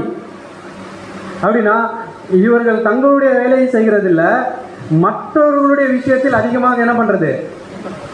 கான்சென்ட்ரேட் பண்ணி மூக்க நுழைஞ்சி தேவையில்லாத பிரச்சனைகளை உருவாக்கி, இதுக்கு பேர் தான் என்ன அப்படின்னா ஒழுங்கற்று நடக்கிறது. அப்போ இது மட்டும்தானா அப்படின்னு பார்த்தீங்கன்னா இல்லை, இன்னும் இருக்குது. படிங்க 1 கொரிந்தியர் 5வது அதிகாரம் 11வது வசனம்.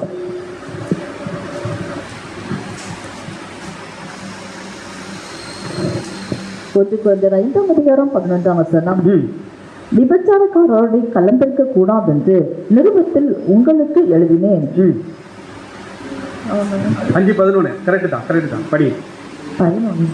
படிச்சீங்களா? நான் உங்களுக்கு எழுதினதென்றால் சகோதரன்பட்ட ஒருவன் விபச்சாரக்காரனையாவது, பொருளாசைக்காரனையாவது, விக்கிரகக்காரனையாவது, உதாசீனையாவது, வெறியனையாவது, கொள்ளைக்காரனையாவது இருந்தால் அவனோடு கலந்திருக்க கூடாது. அப்படிப்பட்டவனுடைய கூட புத்திக்கவும் கூடாது. ஒரே நிமிஷம், இந்த வசனத்தை இங்கிலீஷ்ல படிக்கிறேன். 1 கொரிந்தியர் 5:11. ஏன்னா இதுல இருக்கக்கூடிய ஒரு வார்த்தை அங்கே என்ன இருக்குது அப்படின்னா மிஸ் ஆகிருக்குது. NIV படிக்கிறேன்.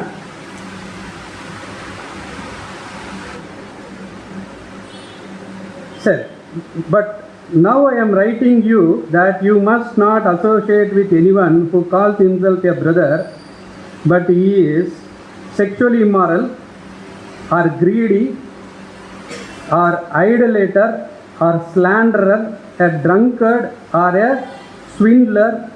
With such a man do not even eat. அவ ஒழுங்கற்று நடக்கிறவர்களுக்கு அப்போஸ்தலன் பவுல் ஒரு லிஸ்ட்டை என்ன பண்ணியிருக்கிறாருன்னா கொடுத்துருக்கிறார். அப்போ இப்படிப்பட்ட ஒழுங்கற்று நடக்கிறவர்களா இருக்கிறோம் அப்படின்னா, அப்படி நடக்கிறவர்களா யாரான இருக்கிறாங்க அப்படின்னா ஃபர்ஸ்ட் நீங்க என்ன பண்ணுங்க? புத்தி சொல்லுங்க. புத்தி சொல்லி அந்த சகோதரனையோ இல்லை வேற சகோதரியோ, ஈவன் ஸ்லாண்டர், ஈவில் ஸ்பீக்கிங் கூட எதுல தான் வருது? ஆனா நமக்கு அது ஒழுங்கற்று நடக்கிற மாதிரி என்ன ஆகாது? தெரியாது. ஏன்னா அது நம்மளுக்கு அது ஒரு சிம்பிள் ஆயிடுச்சு நமக்கு. பட் ஆக்சுவலா அது ஸ்லாண்டர் கூட எதுல தான் வருது அப்படின்னா ஒழுங்கற்று நடக்கக்கூடிய விஷயத்துல தான் வருது. ஃபைனலா அப்போஸ்தலன் பவுல் என்ன சொன்னாங்கன்னா, with such a man do not eat. ரொம்ப கஷ்டமா இருக்குது இல்லை? அப்படின்னா கன்வென்ஷனில் வந்து எல்லாரும் எப்படி தான் நிற்கணும், தனித்தனியாக தான் சாப்பிடணும். ஏன்னா ஒரு சிம்பிள் விஷயம் நம்மளுக்குள்ளேயே நிறையா இருக்குது. அப்போ இந்த விஷயங்கள் பாருங்க, ஒரு சின்ன விஷயம், ஆனால் இன்னும் நிறைய அதில் சொல்லியிருக்கிறாரு. அதை நீங்கள் வீட்டில் போய் என்ன பண்ணுங்கன்னா பாருங்க. இப்படிப்பட்ட ஒரு சகோதரனோ சகோதரியோ யாரான இருக்கிறாங்க அப்படின்னா முதல்ல அதை இனம் கண்டு கொள்கிறவர் யாராக இருக்கணும்?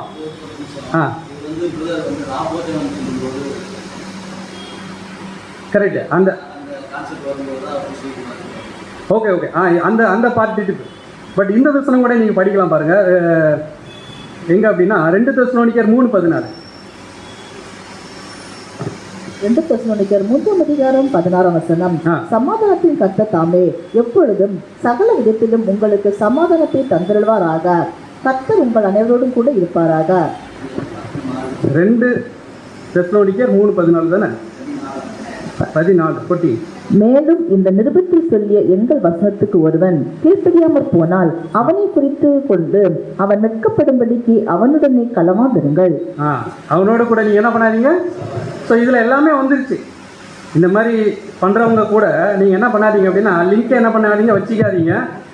பட் சகோதரருடைய விஷயம் என்ன அப்படின்னு பார்க்கும்பொழுது, don't consider him as a enemy அப்படின்னா அவரை வந்து ஒரு என்ன சொல்லலாம் அப்படின்னா தீண்டத்தகாதவர்கள் போல இருக்கு. உன்னுடைய சகோதரனாக கூட நீங்கள் என்ன பண்ணாதீங்க, கன்சிடர் பண்ணீங்க. அதுவும் ஏன் கன்சிடர் பண்ணாதீங்க அப்படின்னா அட்லீஸ்ட் அந்த விஷயத்தை பார்த்தாவது அவர்கள் என்ன பண்ணிடுவாங்க, மனம் திரும்பிடுவாங்க. அந்த ஒரு நோக்கத்தில் தான் அதை எழுதுகிறார் அப்போஸ்தலன் பவுல். அப்போ இந்த வருஷம் கூட படிங்க. 2 தீமோத்தேயு 3:5. 2 தீமோத்தேயு 3:5. கர்த்தர் உங்கள் இருதயங்களை தேவனை பெற்றும் அன்புக்கும் கிறிஸ்துவின் பொறுமைக்கும் நேராய் நடத்துவாராக. 2 தீமோத்தேயு 3:5 சார்.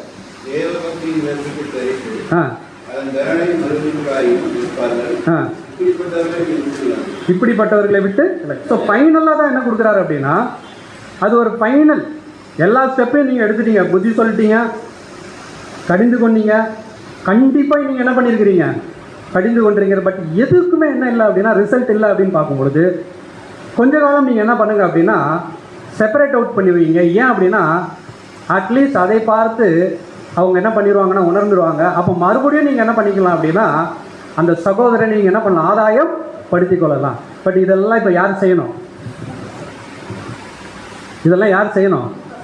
சபையில் இருக்க யாரோ ஒருத்தர் தான் செய்யணும், இல்லை நீங்கள் தேர்ந்தெடுக்கக்கூடிய மூப்பர்கள் தான் செய்யணும். சரி, இதை செய்வதற்கு அவர்கள் அதிகாரம் இருக்குதா அப்படின்னு பார்த்தீங்கன்னா அதுதான் அவர் சொல்கிறாரு. தீத்து 2வது அதிகாரம் 15வது வசனத்தில் இங்கே படிச்சிருங்க சார். தீத்து 2வது அதிகாரம் 15வது வசனம். தீத்து 2ஆம் அதிகாரம் 15ஆம் வசனம். இவைகளை நீ பேசி எவைகளை புத்தி சொல்லி கடிந்து கொண்டு, ஷார்ப்பாக கடிந்து கொண்டு, கண்டிப்பாக கடிந்து கொண்டு, இவைகளை நீ பேசி போதித்து சகல அதிகாரத்தோடும் கடிந்து. உங்களுக்கு என்ன இருக்குது? மூப்பர்களாக வருகிறவர்களுக்கு என்ன இருக்குது? அத்தாரிட்டி இருக்குது. பட் சம்டைம்ஸ் நமக்கு என்ன தோணும் அப்படின்னா நேற்று வரைக்கும் எல்லாம் நம்ம கூட தானே இருந்தாங்க, அவன் இன்னைக்கு ஏதோ ஒரு புது ப்ராப்ளம் வரும்போது நாங்கள் அவங்களை எப்படி அந்த ஒரு தயக்கம் கண்டிப்பாக வரும் பாருங்க. ஏன் தெரியுங்களா? அது வந்து அது ஒரு விதமான ஒரு பாசம் நம்ம அவங்க மேலே வச்சிருக்கிறோம்.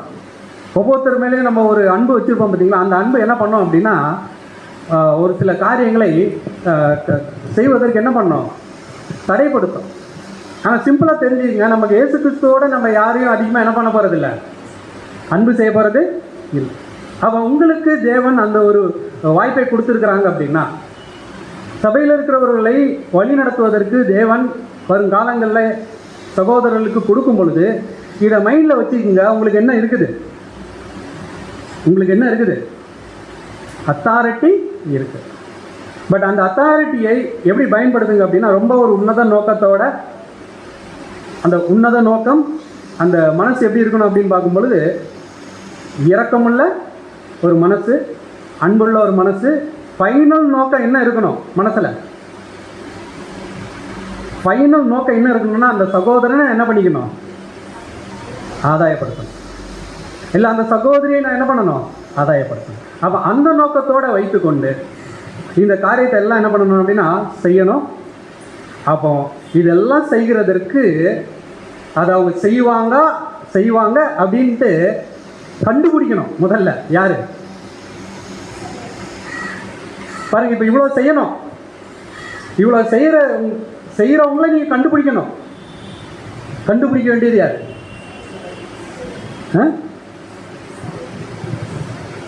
எல்லாம் பேசுறீங்க, ஏதோ கேட்குது, நீங்கள் தான்.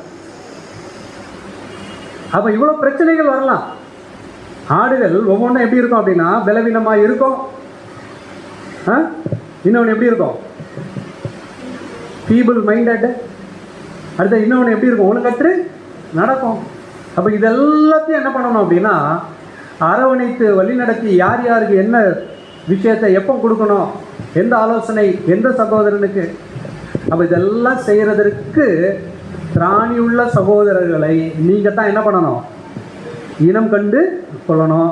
அதற்குத்தான் தேவன் உங்களுக்கு என்ன கொடுக்கணும்? ஞானம், தேவனுடைய ஆவி. சரி, இப்போ ரெண்டாவது பாயிண்ட் இதோட நம்ம என்ன பண்ணலாம் அப்படின்னா முடிச்சுக்கலாம். ஃபர்ஸ்ட் பாயிண்ட் என்ன பார்த்தோம்? அதெல்லாம் நீங்கள் அப்போ முடிச்சப்போ எங்களுக்கு முடிஞ்சு போச்சு. போதிக்கப்பட்ட வசனத்தில் முடிவு வரையும் தான் என்ன பண்ணணும்? நிலைத்திருக்கணும். அப்படின்னா அவர் வீட்டுக்கு போய் நீங்கள் டெய்லி என்ன பண்ணணும்? அவர் ஒழுங்காக பைபிள் படிக்கிறாரா, டெய்லி ரீப்ரின்ஸ் படிக்கிறாரா அப்படின்ட்டு என்ன பண்ணணும்? அதெல்லாம் இல்லை. நீங்கள் கேரக்டரை, நீங்கள் அவருடைய குணலட்சணங்கள் நடவடிக்கைகள் எல்லாம் பார்த்தாலே தெரிஞ்சு போயிடும் அவங்க ஒவ்வொருத்தர் எப்படி போயிட்டு இருக்கிறாங்க அப்படின்னு. ஃபஸ்ட்டு விஷயம். ரெண்டாவது விஷயம் என்ன அப்படின்னு பார்க்கும் பொழுது, இந்த மூப்பர்களாக வருகிற சகோதரர்களுக்கு நிறைய டிஃப்ரெண்ட் டைப் ஆஃப் பீப்புள் என்ன பண்ண வேண்டியது இருக்குது? ஹேண்டில் பண்ண வேண்டியது இருக்குது. அந்த ஹேண்டில் பண்ணக்கூடிய தகுதி அவர்களுக்கு இருக்குதா அப்படின்றத நீங்கள் தான் என்ன பண்ணணும்? கண்டுபிடிக்கணும். மூணாவது விஷயம் தான் ரொம்ப இம்பார்ட்டன்ட். என்ன அப்படின்னா படிக்கலாம் அந்த வசனத்தை. தீத்து 2வது அதிகாரம் 1ஆம் வசனம். தீத்து 2ஆம் அதிகாரம் 1ஆம் வசனம். நீயோ ஆரோக்கியமான உபதேசம் கேட்டவைகளை பேசு. 2வது அதிகாரம் 8ஆம் வசனம் படிச்சிருக்கீங்க. 2ஆம் அதிகாரம் 8ஆம் வசனம். எதிரியானவன் உங்களை குறித்து பொல்லாங்கு சொல்லுவதற்கு ஒன்றுமில்லாமல் வெட்கப்படத்தக்கதாக உபதேசத்திலே விகற்பம் இல்லாதவனும் நல்லொழுக்கம் உள்ளவனும் குற்றம் பிடிக்கப்படாத ஆரோக்கியமான வசனத்தை பேசுவனுமா இருப்பாயாக. இந்த 2 வசனத்துல ஒரு வார்த்தை இருக்குது, நல்லா கவனிங்க. முதல்ல என்ன வார்த்தை இருக்குது அப்படின்னா ஆரோக்கியமான உபதேசம், சவுண்ட் டாக்டரின். அதே போல 2:8 என்ன சொல்லுகிறார் அப்படின்னா சவுண்ட் ஸ்பீச். சவுண்டு ஸ்பீச் அது என்னன்றதை நான் வரேன். அப்போ ஃபஸ்ட்டு ஆரோக்கியமான உபதேசம், அடுத்தது ஆரோக்கியமான வசனம். அதை தான் இங்கிலீஷில் என்ன இருக்குது அப்படின்னா சவுண்டு ஸ்பீச். சரி, ஃபஸ்ட் ஆரோக்கியமான உபதேசம்னா என்ன அப்படின்னு பார்க்கும் பொழுது, நீங்கள் உபதேசம் பண்ணுகிற விஷயம் அதை கீழிருந்து கேட்கக்கூடிய ஒருத்தர் என்ன பண்ணக்கூடாத அளவுக்கு இருக்கணும். அப்படின்னா இதர் நீங்கள் பேசுன டாக்டர்னே என்னது? நீங்கள் பேசின டாக்டர்னே என்னது? தப்பு. அப்படின்னா உண்மையாக இருக்கலாம். எஸ், அப்படின்னா இவர் என்ன பண்ணியிருக்கலாம் அப்படின்னா இந்த இடத்துல இருந்து என்ன பண்ணியிருக்கலாம்? ஒரு விஷயத்தை தவறாக புரிந்து கொண்டு கூட என்ன பண்ணியிருக்கலாம்? பேசியிருக்கலாம். உதாரணத்திற்கு இப்போவுமே ஒரு எக்ஸாம்பிள், நான் ஒரு விஷயத்த சொன்னேன், சகோதரர் என்ன பண்ணியிருந்தாங்க? பிரதர் இது வந்து அந்த விஷயத்துக்கு கரெக்டு, பிரதருடைய விஷயத்தில் அண்டர்ஸ்டாண்டிங் கரெக்டு அப்படின்னா இது வந்து ஒரு சின்ன ஒரு புரிந்து கொள்ளுதல். பட் என்டையர் டாக்டரினை இப்போ மாறிடுச்சுன்னு வச்சிங்களேன், இப்போ என்ன ஆயிரும் அப்படின்னா கொலாப்ஸ் ஆகும். அப்போ தான் ஃபஸ்ட்டு விஷயம் என்ன அப்படின்னா நீங்கள் பேசுகிற விஷயம் அது எதுவும் நீங்கள் மேடையிலேருந்து பேசினாலும் சரி, நல்லா நீங்கள் மேடையிலேருந்து பேசுகிறது தான் பிரச்சனை இல்லை. இவர் போய் 1 to 1 புத்தி சொல்லலாம், 1 to 1 கடிந்து கொள்ளலாம், 1 to 1 என்ன பண்ணலாம்? கண்டிப்பாக கண்டித்து கொள்ளலாம். அப்போ இந்த இடத்துல எல்லாத்துலேயுமே வந்து வேதவசனத்தின் அடிப்படையில் சவுண்ட் டாக்டரின் இல்லாமல் பேசினார்னு வச்சிங்களேன், என்ன ஆகும்? என்ன ஆகும் அப்படின்னா அந்த சகோதரனையோ சகோதரியோ என்ன பண்ணிடுவோம்னா இழந்துருவோம். அப்போ ஒரு மூப்பர்கள் அவர்களுக்கு அப்போஸ்தலன் பவுல் கொடுக்கணும், நீங்கள் பேசுகிறது எதிர் பேசுகிறவர்கள் அப்படின்னா கீழே உட்காந்து எல்லாரும் ஒவ்வொரு மனதில் கேட்டுக்கிட்டு இருப்பாங்க. நல்லா கவனிங்க. நம்ம ஒரு சில கிளீச்சாஸில் நம்ம ஒன்று கிளீச்சாவில் பார்க்குறோம், எல்லா கிளீச்சாலும் நம்ம பார்க்குறோம். எல்லாருமே வந்து உங்களுடைய மனதை வந்து ஓப்பன் மைண்ட் ஹவுஸில் என்ன பண்ண மாட்டாங்க, கேட்க மாட்டாங்க. ஒரு சிலர் எப்படி இருப்பாங்கன்னா கிரிட்டிக்காக இருப்பாங்க. கிரிட்டிக்னா என்னது? என்ன சொல்லலாம் அப்படின்னா ஒவ்வொரு விஷயத்திற்கும் அவங்க என்ன கண்டுபிடிப்பாங்க அப்படின்னு பார்க்கும் பொழுது ஒரு கிரிட்டிசைஸ் இல்லைன்னா அதில் அந்த இதில் இந்த தவறு இருக்குது, அது ஒருத்தருடைய மைண்டில் என்ன ஆயிரும் அப்படின்னா கம்ப்ளீட்டாக அப்படியே மாறிடும். அப்படின்னா இப்படிப்பட்டவர்கள் எல்லாம் எல்லா சார்பானவர்களும் நம்முடைய பாடத்தை என்ன பண்ணுவாங்க, கேட்பாங்க. கேட்டு நம்மளை ஏதோ ஒரு விதத்தில் அவங்க திரும்ப கேட்காத அளவுக்கு உங்களுடைய பேச்சு எப்படி இருக்கணும், கரெக்டாக இருக்கணும். உதாரணத்திற்கு இன்றைக்கி நம்மளுடைய ஹெவன்லி காட் மினிஸ்ட்ரியில் இல்லை சத்திய கருகுலத்தில் சகோதரர் ஒரு இது போட்டிருந்தார். அதில் ரொம்ப அழகாக இருந்துச்சு. என்ன அப்படின்ட்டு அப்படின்னா, இங்கே பேசக்கூடிய ஒருத்தர் இஸ் அ ஸ்பெஷல் இன்ஸ்ட்ருமெண்ட்டு. எதுக்கு அப்படின்னா பெற்றுக்கொண்ட சத்தியத்தை பேசுகிறதுக்கு தான் அவர் இன்ஸ்ட்ருமெண்ட்டு. அவராக உட்காந்து ஒரு நியூ டாக்டரினையோ நியூ ட்ரூத்தையோ கண்டுபிடிக்கிறதற்கு அவர் இன்ஸ்ட்ருமெண்ட் இல்லை. அப்போ மூப்பர்கள் நீங்கள் சவுண்ட் டாக்டர்னை பேசணும். ஆனால் சவுண்ட் டாக்டரின் பேசும் பொழுது ரொம்ப கவனமாக எப்படி இருக்கணும் அப்படின்னா, எதிர் பேசுகிறவர்கள் உங்களுடைய பேச்சில் என்ன பண்ணக்கூடாது, குற்றம் கண்டுபிடிக்கக்கூடாது. அப்படின்னா உங்களுடைய பேச்சு எப்படி இருக்கணும்? படிக்க கொலோசியர் 4:6 படி. கொலோசியர் 4:6.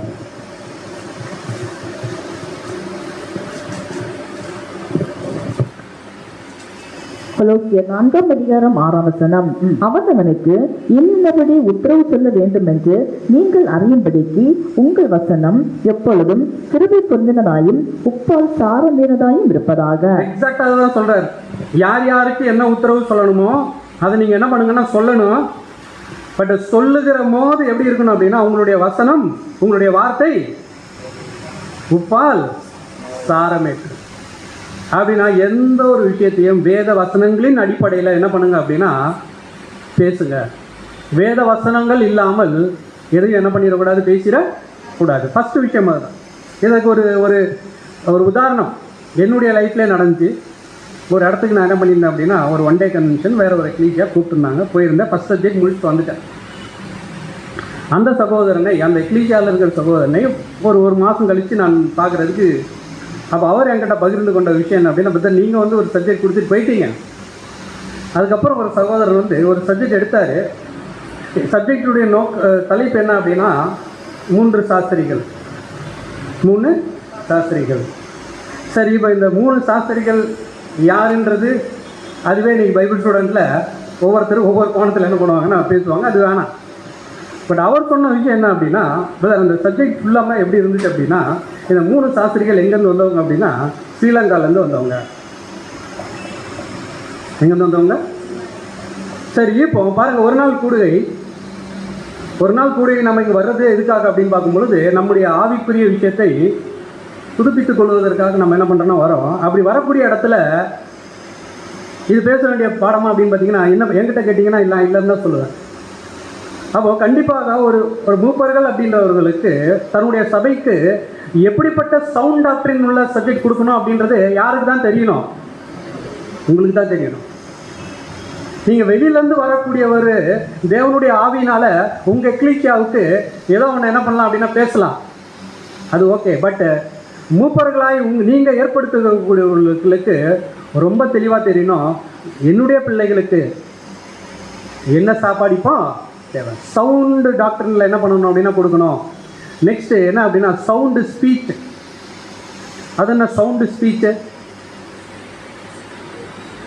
மைக் வால்யூமை நல்லா கூட்டி வச்சுட்டு பேசணும் போத, இந்த பெந்தைவாசி சபையில் பேசுகிற மாதிரி அப்படி இல்லை. சகோதரர் என்ன சொல்கிறார் அப்படின்னா, in a sense of accurate and grammatical expression. அப்படின்னா ஓரளவுக்கு உங்களுடைய பாடம் ஒரு நல்ல ஒரு தொனியில் போய் கேட்குறவர்களுக்கு ஏற்ற விதத்தில் புரியக்கூடிய விதத்தில் நீங்கள் என்ன பண்ணணும் அப்படின்னா பேசணும். இல்லைன்னா பேசி வேஸ்ட்டு.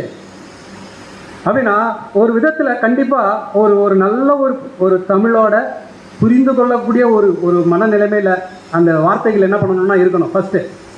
ரெண்டாவது விஷயம் என்ன அப்படின்னு பார்க்கும்பொழுது, அன்னெசரி ஜோக்ஸு அந்த பாடத்தில் என்ன ஆகக்கூடாது, இருக்கக்கூடாது. இன்னும் சொல்லப்போனால் மேக்ஸிமம் அவாய்ட் பண்ணணும். நானும் அதை அவாய்ட் பண்ணுறதுக்கு நிறையா என்ன பண்ணிகிட்டு இருக்கிறேன், ட்ரை பண்ணிகிட்டு இருக்கிறேன்.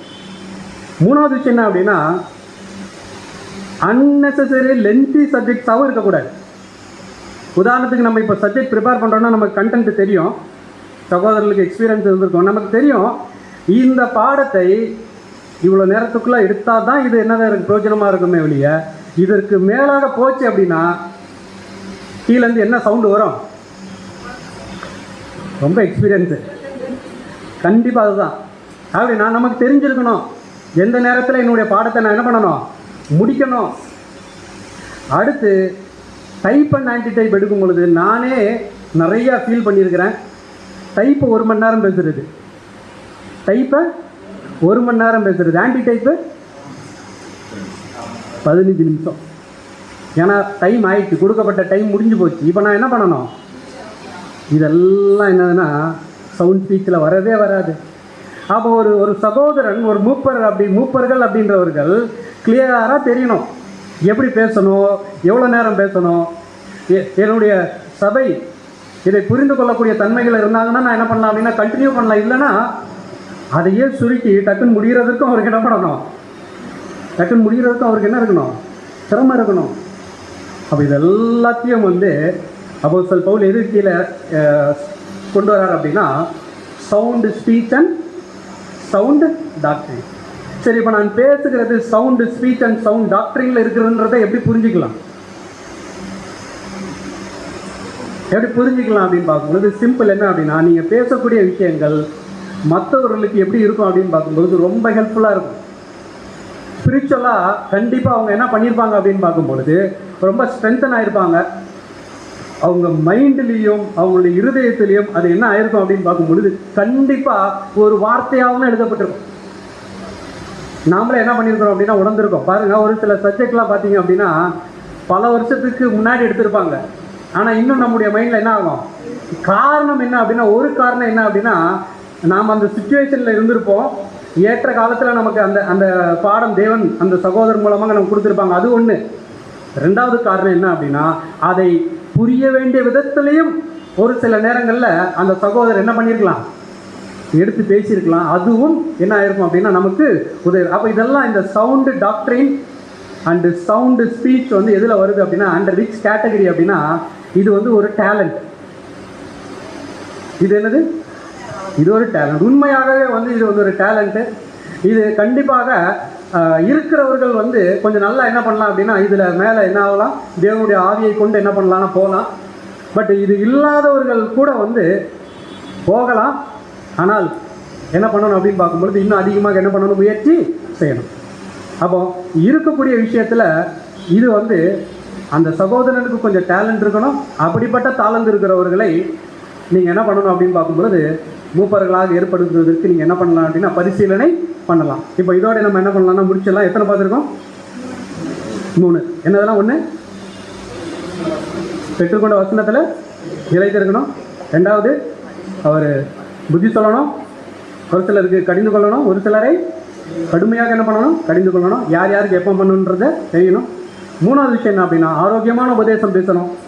அதே மாதிரி அந்த விஷயத்தை எப்படி பேசணும் அப்படின்னா ஆரோக்கியமான வசனத்தோட பிரசங்கமாக இருக்கணும். சரி, 4வது விஷயம் எங்கே இருக்குது அப்படின்னு பார்க்கும்பொழுது படிக்கலாம். தீத்து 2வது அதிகாரம் 8ஆம் வசனம். தீத்து 2:8. தீத்து 2ஆம் அதிகாரம் 8ஆம் வசனம். எதிரியானவன் உங்களுக்கு பொல்லாங்கு சொல்லுவதற்கு ஒன்றுமில்லாமல் வெட்கப்படத்தக்கதாக உபதேசத்திலே விகற்பம் இல்லாதவனும் நல்லொழுக்கம் உள்ளவனும் குற்றப்பிடிக்கப்படாத ஆரோக்கியமான வசனத்தை பேசணுமா இருப்பாயாக. எதிரியாளியானவன் உங்களை குறித்து பொல்லாங்கு சொல்லுகிறதற்கு ஒன்றுமில்லாமல்.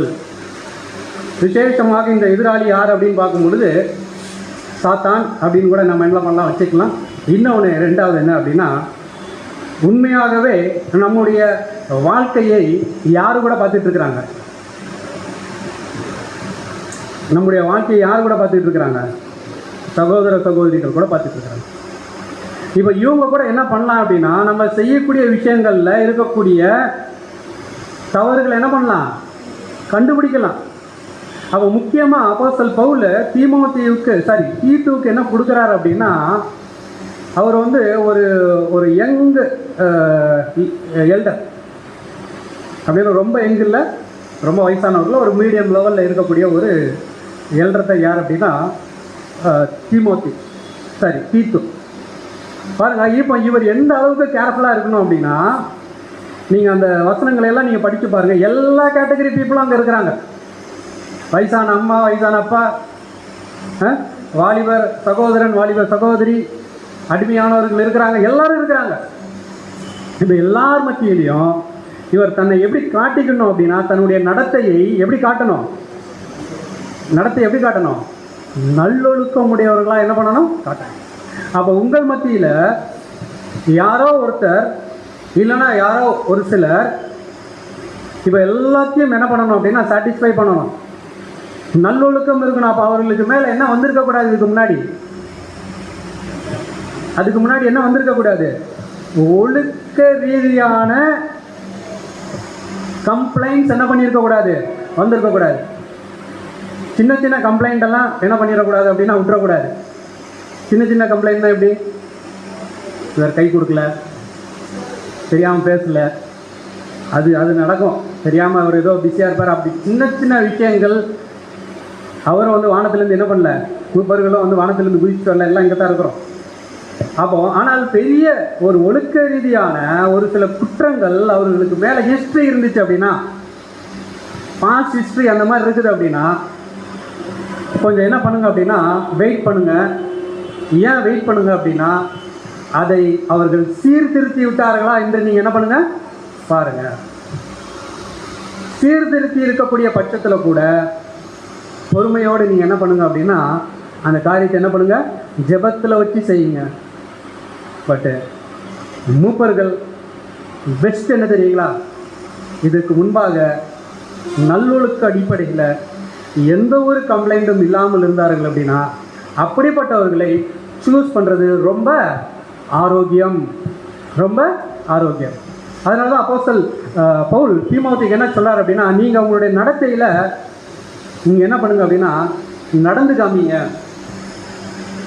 தீத்து நீங்கள் அவங்களுக்கு முன்னாடி நீங்கள் என்ன பண்ணுங்க அப்படின்னா, அவங்களாம் வந்து ரொம்ப இதாக இருக்கிறாங்க, பொய்யராக இருக்கிறாங்க, சோம்பேறிகளாக இருக்கிறாங்க, ஒரு சில விஷயங்கள் அவங்கக்கிட்ட சரியில்லை.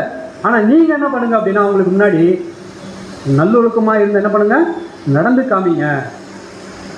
அதே போல் அப்படிப்பட்டவர்களை நாம் என்ன பண்ணலாம் அப்படின்னா சபைக்கு மூப்பராக தேர்ந்தெடுப்பதற்கு நம்ம என்ன பண்ணலாம், பரிந்துரை செய்யலாம். இது எத்தனாவது? 4வது. 5வதுக்குள்ளே நம்ம போயிடலாம், படிக்கலாம். தீத்து 2வது அதிகாரம் 7ஆம் வசனம். தீத்து 2ஆம் அதிகாரம் 7ஆம் வசனம். நீயே எல்லாவற்றிலும் உன்னை நற்கிரிகளுக்கு மாதிரியாக காண்பித்து நற்செயல்களை செய்வதில் எல்லா வகையிலும் நீயே முன்மாதிரியாக இரு. நாணயத்தோடும் கண்ணியத்தோடும் கற்றுக்கொடு. சரி, இதில் 2 விஷயங்கள் இருக்குது. என்ன அப்படின்னா, ஒன்று தமிழில் நீங்கள் பார்த்தீங்க அப்படின்னா நாணயம் அப்படின்னு இருக்கும், நாணயத்தோடு. அடுத்தது கண்ணியத்தோடு. இங்கிலீஷில் பார்த்தீங்கன்னா அப்படின்னா இன்டெகிரிட்டி அண்ட் சின்சியாரிட்டி. சரி, ஃபஸ்ட்டு என்ன பண்ணலாம் அப்படின்னா அந்த இன்டெகிரிட்டியை நம்ம பார்க்கலாம். தமிழில் என்ன வேணும் அப்படின்னு பார்க்கும்போது நாணயம். உலகத்தில் நாணயம் அப்படின்னா என்ன சொல்லுவோம்? காயினா? கரெக்ட், அது ஒன்று. இன்னொன்று என்ன சொல்லலாம் அப்படின்னா நியாயமான ஒருத்தர் அப்படின்னா, ஒரு உதாரணத்துக்கு ஒரு ஆஃபீஸில் வந்து ஒருத்தர் வராருன்னு வச்சிங்களேன், கவர்மெண்ட் ஆஃபீஸ்லேயே வச்சுக்கலாமே, லஞ்சம் கிட்ட எதுவும் வாங்காதவர். இப்போ அவர் வராருன்னா எப்படி இருக்கும்? அப்படிப்பட்டவங்களாம் நாங்கள் பார்த்ததே இல்லை. அப்படி வர்றவங்க எப்படி இருக்கும் அப்படின்னா அவருக்கு ஒரு ஸ்பெஷல் ரெஸ்பெக்ட் இருக்கும். பாருங்கள், ஒரு விதத்தில் வந்து என்ன சொல்லுவாங்க அப்படின்னா உனக்கு பழைக்க தெரியாதது, பட் ஸ்டில் அவர் யார் அப்படின்னு பார்க்கும்பொழுது எல்லா மனுஷராலும் ரெஸ்பெக்டுக்குள்ளே போகக்கூடிய ஒருத்தராக இருப்பார். அவர் என்ன பண்ணலாம் அப்படின்னா நெஞ்ச நிமிஷம் நடக்கலாம். அவருக்கு என்ன இல்லைன்னா ஒரு பயம் இல்லை. ஏன் அப்படின்னா அவர் நாணயத்தோடு பர்ஃபெக்டாக இருக்கிறாரு. ஸோ இந்த மூப்பர்கள் அப்படின்றவர்களுக்கு கூட உங்கள் மத்தியில் நடக்கும் பொழுது நாணயமுள்ளவர்களாய் அவங்க என்ன பண்ணணும் அப்படின்னா நடக்கணும். உங்கள் மத்தியில் அவர்கள் நடக்கும் பொழுது அவர்கள் மேலே நீங்கள் எதையும் என்ன பண்ண முடியாது. இந்த மாதிரி உதாரணத்திற்கு என்ன சொல்லலாம் அப்படின்னா, பிரதர் அவர் வந்து என்கிட்ட ஒரு புக் வாங்கினார் பிரதர். சிம்பிள் புரிஞ்சுக்கிறது. பிரதர் ஒரு புக் வாங்கினார் பிரதர், இன்னும் என்ன பண்ணல. அவன் பாருங்கள், இங்கிலீஷாவில் வந்து ஒரு சில விஷயங்கள் நம்ம என்ன பண்ணுவோம்னா எடுத்துகிட்டு போவோம். பிரதர் படிச்சுட்டு கொடுக்குறேன் பிரதர் அப்படிமோ. 1 வருஷம் ஆச்சு, 2 வருஷம் ஆச்சு, அது எக்லீஷியாவே ஒரே புக்காக தான் இருக்கும். இப்போ என்ன ஆச்சு? நம்முடைய நாணயம் என்ன ஆச்சு? அப்படிப்பட்ட ஒருத்தர் பாருங்க, ஒரு ஒரு சின்ன ஒரு விஷயத்தை நீங்க கொடுத்தீங்க, அதை திரும்ப என்ன பண்ண முடியல, என்ன பண்ண முடியல. நாணயம் ரொம்ப முக்கியம். அவங்க நம்ம மத்தியில் இருக்கக்கூடிய மூப்பர்கள் அந்த கேரக்டர் என்ன பண்ணியிருக்கணும் அப்படின்னா வச்சிருக்கணும். ரெண்டாவது விஷயம் என்ன சொல்றாங்கன்னா, சின்சியாரிட்டியா இருக்கணும். சின்சியாரிட்டி அப்படின்னாலே நமக்கு தெரியும், இது சின்சாரோஸ் அப்படின்ற அந்த ஒரு பதத்திலேருந்து வர்றது. அது ஒரு அழகான ஒரு கிரீக் வார்த்தை. ஆக்சுவலாக பழைய காலத்தில் அந்த பானை இருக்கும். பானை என்ன பண்ணியிருப்பாங்க அப்படின்னா, உடைந்து போன அந்த பானைகளை வேக்ஸ் வச்சு என்ன பண்ணுவாங்கன்னா ஒட்டுவாங்க. ஒட்டி என்ன பண்ணுவாங்க அப்படின்னா சந்தையில் விற்பாங்க.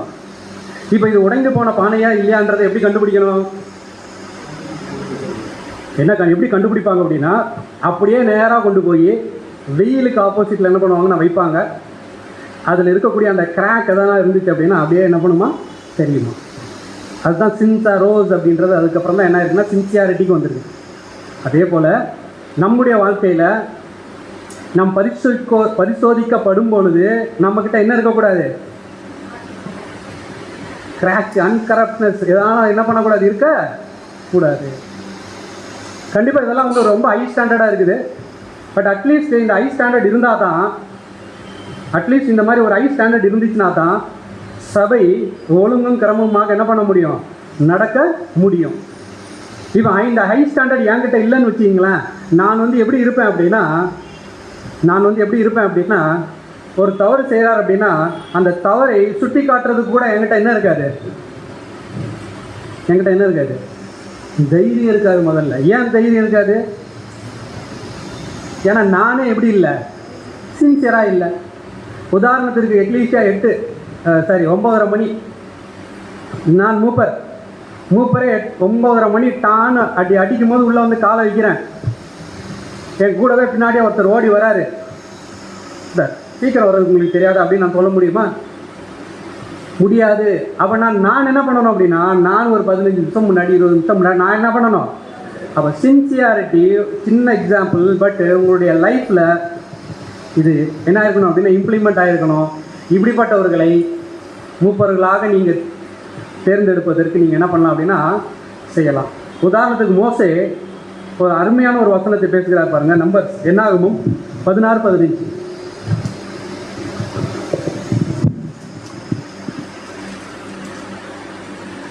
என்னாகும் 11:15. அப்பொழுது மோசேக்கு கடும் கோபம் உண்டது. அவன் கர்த்தரை நோக்கி, அவர்கள் செலுத்தும் 16:15 என்னாகும். ஆமா, நம்பர் 16:15 அதுதான் படிச்சிங்களா? ஆமா, சரி. 1 சாமுவேல் 12:3-4 படிங்க.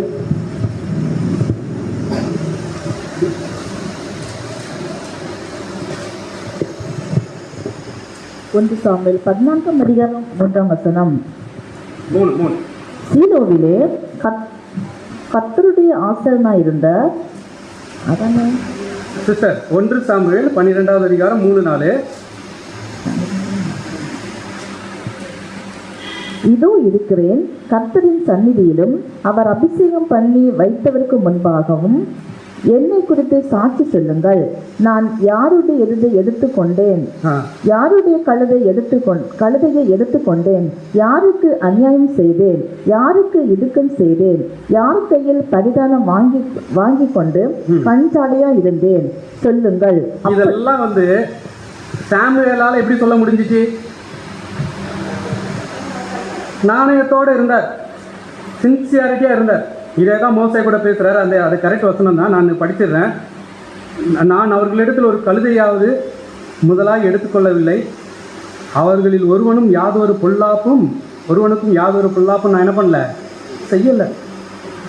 அப்போ எக்லீஷியாவில் இருக்கக்கூடியவர்களுக்கு ஒரு சகோதரனுக்கு ஒரு மாதிரியாகவும் இன்னொரு சகோதரனுக்கு இன்னொரு மாதிரியாகவும் தீர்ப்பு கொடுக்குறேன்னு வச்சுங்க.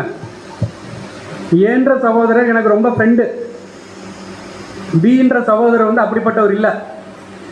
இப்போ ஏன்ற சகோதரர் செய்யக்கூடிய தவறை ஒரு கண்ணில் நான் பார்த்துட்டு அதை பெரிதாக எடுக்கலாமல், பீன்ற சகோதரர் அதே ஒரு தவறை செஞ்சார்னா அதை நான் பெருசாக எடுத்தேன் அப்படின்னா இது எந்த கேட்டகரியில் வராது? நாணயம் அதில் வராது. அப்போ அப்போஸ்தலன் பவுல் கூட என்ன பண்ணுறாரு அப்படின்னா நிறைய விஷயங்கள் சொல்கிறேன். நான் யாருக்காவது எப்படியான பாரணமாக இருந்தேன்னா, உங்களிடத்தில் எதையாவது என்ன பண்ணியிருந்தேன்னா வாங்கியிருந்தனா நிறைய விஷயங்கள் இருக்குது. அப்போ சிம்பிள் மூப்பர்கள் அப்படின்றவர்களுக்கு இருக்க வேண்டிய ஒரு குவாலிட்டி என்ன அப்படின்னு பார்க்கும் பொழுது, அவங்க வந்து நாணயமுள்ளவர்களாக இருக்கணும். அடுத்தது கொடுக்கக்கூடிய வேலைகளில் எப்படி செய்யணும், ரொம்ப சின்சியராக என்ன பண்ணணும், செய்யணும். சரி, நம்ம நெக்ஸ்ட்டுக்கு போயிருக்கலாம். அடுத்த விஷயம் என்ன அப்படின்னு பார்க்கும்பொழுது படிக்கலாம். தீத்து 2வது அதிகாரம் 12வது வசனம். தீத்து 2ஆம் அதிகாரம் 12ஆம் வசனம். நாம் அவபக்தியையும் லௌகிக இச்சைகளையும் வெறுத்து செழிப்பு புத்தியும் நீதியும் தேவபக்தியும் உள்ளவர்களாய் இவ்வுலகத்திலே ஜீவனம் பண்ணி. அப்போ இந்த உலகத்தில் அவர்கள் எப்படி வாழ வேண்டியது இருக்குது அப்படின்னு பார்க்கும்பொழுது, அவபக்தி லௌகிக இச்சைகளை என்ன பண்ணணும், வெறுத்து. அப்போ denying ungodliness and worldly lost, இது வந்து எல்லோருக்குமே இருக்க வேண்டிய கேரக்டர். இது வந்து மூப்பர்கள் அப்படின்றவர்களுக்கு மட்டும் நீங்கள் என்ன பண்ணாதீங்க அப்படின்னா எடுத்துக்காதீங்க. இந்த உலகத்தில் நாம் வாழும் பொழுது அவபக்தியும் லௌகிக இச்சைகளையும் என்ன பண்ணணும், வெறுக்கணும். அப்படின்னா நீங்கள் வெறுக்கலன்னு வச்சிங்களேன், நான் வெறுக்கலன்னு வச்சிங்களேன், எனக்குள்ளே உருவாயிருக்கக்கூடிய அந்த கரு என்ன ஆயிரும், கலைஞ்சிரும். அவ்வளோதான். புது சிருஷ்டி அப்படின்ற அந்த கரு, உருவாகிருக்கக்கூடிய கரு என்ன ஆயிரும், செத்து போயிடும். அப்படின்னா அதுக்கப்புறம் வந்து நீங்கள் இவரை உதவிக்காரராக மாற்றினாலும் சரி, அப்படிப்பட்ட ஒருத்தரை நீங்கள் வந்து எல்டராக மாற்றினாலும் சரி, அவங்கக்கிட்ட உங்களுக்கு என்ன கிடைக்காது, புது சிருஷ்டிக்கு ஏற்ற ஆகாரம் என்னது கிடைக்காது. அப்படின்னு நல்லா கவனிங்க. யார் ஒருவர் இல்லைன்னா யாரெல்லாம் வந்து இந்த உலகத்தின் அவபக்திகளையும் லௌகிக இச்சைகளையும் வெறுத்திருக்கிறார்களோ அவங்கள நீங்கள் என்ன பண்ணலாம் அப்படின்னா மூப்பர்களாக மாற்றுவோம். சரி, ஆனால் இங்கே ஒரு கொஸ்டின் என்ன அப்படின்னா, எப்படி பிரதர் இது உலகத்தின் இச்சைகளை எப்படி வெறுத்தவர்கள், இதை வந்து நீங்கள் எப்படி பார்க்கணும் அப்படின்னு பார்க்கும் பொழுது, உலகத்திற்கு மேலே இருக்கக்கூடிய ஆசை அல்லது உலகத்திற்கு மேலே இருக்கக்கூடிய ஒரு இன்பம், ஒரு தீரா பற்று, இல்லைன்னா உலகத்திற்கு மேலே கூடிய இருக்கக்கூடிய விருப்பம், இல்லைன்னா உலகத்தினுடைய ஒரு சில நோக்கம். உதாரணத்துக்கு நான் சொல்கிறேன். இப்போ எங்கள் ஆஃபீஸில் லீவ் எடுக்காமல் வந்தால் எனக்கு ஒரு ரிவார்டு கிடைக்கும். வருஷத்தில் கடைசியில் எனக்கு என்ன கிடைக்கும், ஒரு ரிவார்டு. என் சம்பளத்தில் வந்து ஒரு 2500 ரூபா ஏதோ என்ன பண்ணுவாங்க, சூப்பர், ஏன்னா என்ன பண்ணியிருக்கிறாரு. இப்போ எனக்கு என்ன அப்படின்னா, அந்த ஆம்பிஷன் என்ன ஆம்பிஷன் அப்படின்னா, இந்த வருஷம் நான் என்ன பண்ணக்கூடாது, லீவே போடக்கூடாது, என்ன ஆனாலும் பரவாயில்ல, அந்த அவார்டை நான் என்ன பண்ணிக்கணும், அதுதான் என்னுடைய ஆம்பிஷன். இப்போ உடனே நான் வேறு ஊப்பர் வேறு அப்படின்னு வச்சுக்கலாம். இப்போ எனக்கு எக்லீசியாவில் அன்னைக்கு என்ன பண்ணிட்டாங்க அப்படின்னா, கன்வென்ஷன் வெள்ளி சனி ஞாயிறு, இப்போ வெள்ளிக்கிழமை நான் என்ன பண்ணி ஆகணும், லீவ் போட்டு ஆகணும். ஆனால் என்னுடைய உலக ஆம்பிஷன் என்ன சொல்லுது, உலக ஆம்பிஷன் என்ன சொல்லுது, நீ அவார்டு வாங்கணும். அப்போ இப்படிப்பட்ட நோக்கங்களை உடையவர்கள், இது ஒரு உதாரணம் தான், இது எதுவாக கூட இருக்கலாம்.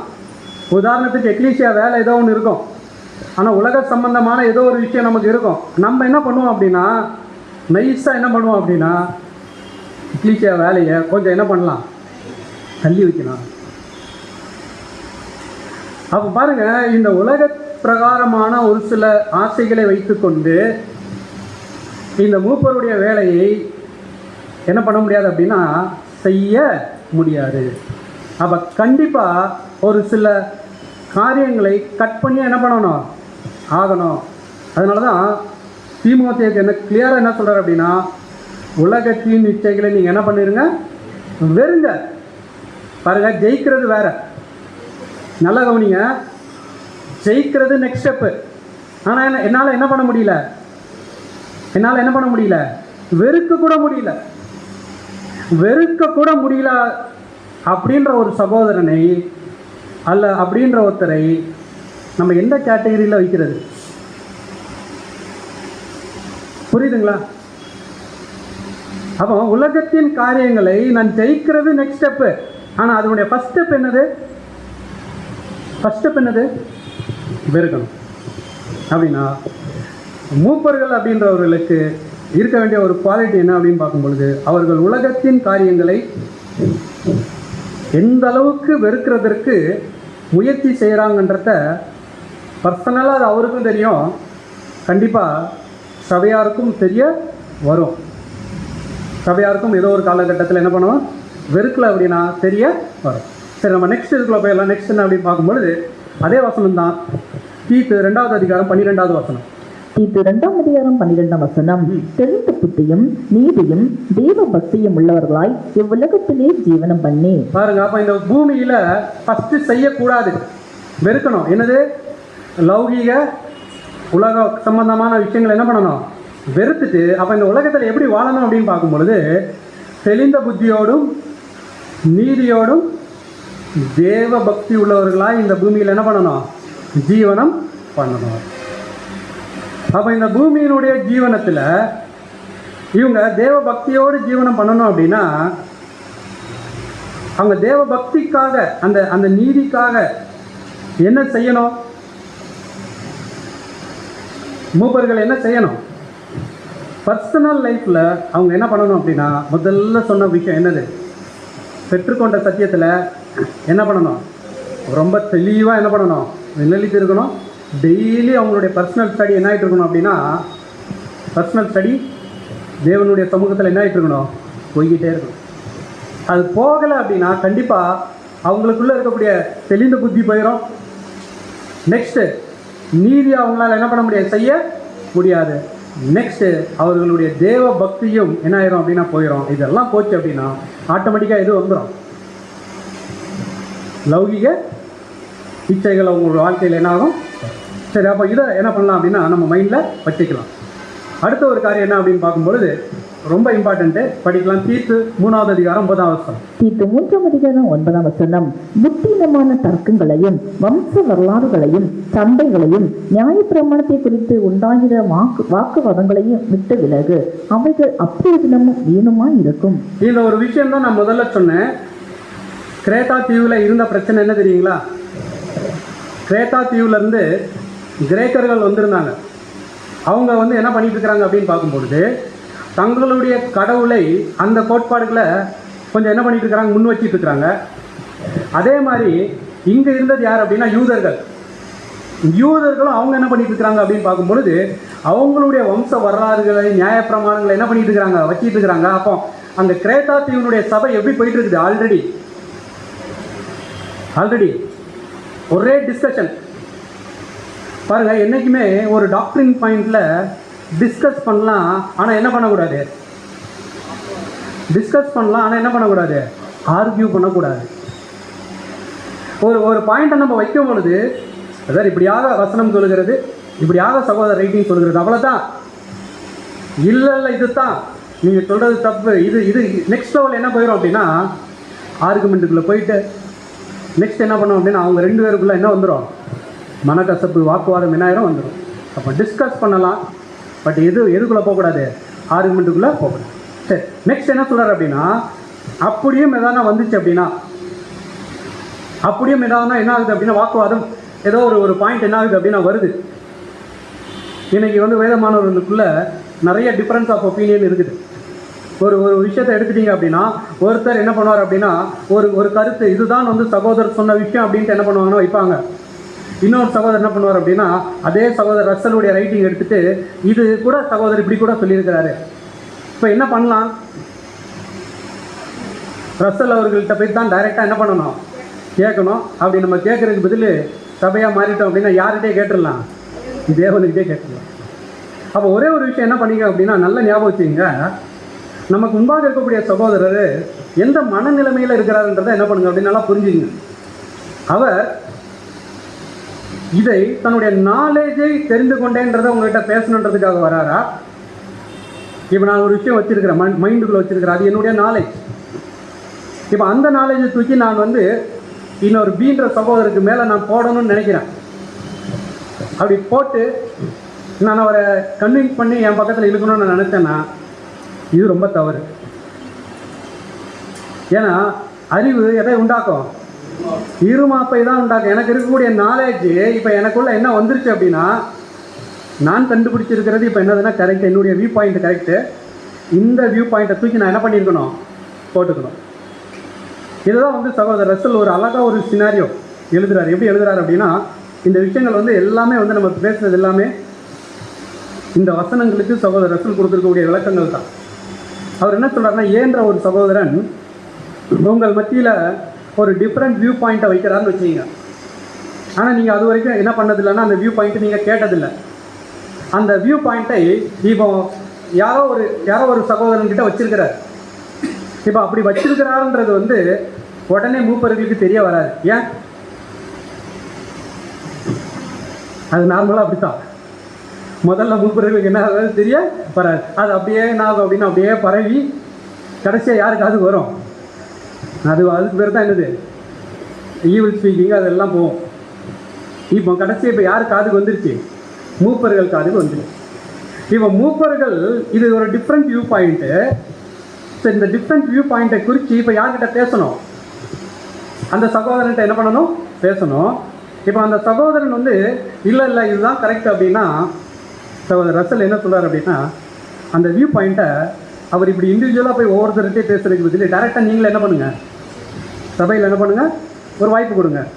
ஏதோ ஒரு மீட்டிங்கில் ஏதோ ஒரு ஆர்கனைஸ் பண்ணி ஒரு ஓப்பன் டிஸ்கஷன் என்ன பண்ணுங்கன்னா பண்ணுங்கள். சபையார் என்ன பண்ணட்டும் அப்படின்னா தீர்மானிக்கிட்டு, ஃபார் எக்ஸாம்பிள் சபையார் வந்து அவர் சொல்லக்கூடிய வியூ பாயிண்ட் இல்லை, இட்ஸ் ராங், நம்முடைய பேசிக் டாக்டரினுக்கும் சகோதரர் ரசலுக்கும் வசனத்திற்கும் இது என்ன ஆகலைன்னா ஒத்து போகலை அப்படின்னா, இப்போ இந்த சகோதரன் என்ன பண்ணிடணும் அப்படின்னா அங்கேயே அந்த வியூ பாயிண்ட்டுக்கு என்ன வைக்கணும்? ஃபுல் ஸ்டாப் வைக்கணும். பட் அன்எக்ஸ்பெக்டடாக அந்த சகோதரன் அப்படி வைக்கல. ஸ்டில் அவர் என்ன பண்ணிட்டு இருக்கிறார் அப்படின்னா, அந்த தர்க்கங்களை என்ன பண்ணிட்டு இருக்கிறாருன்னா இன்னும் எடுத்து கொண்டு போய்கிட்டே இருக்கிறார். அப்படின்னா பெட்டர் இவர் என்ன பண்ணிடணும் அப்படின்னு பார்க்கும்பொழுது, அந்த வசனத்தில் நீங்கள் என்ன பண்ணுங்க அப்படின்னா, இவைகளை இவைகள் வாக்குவாதங்களை விட்டு என்ன பண்ணு விலகு.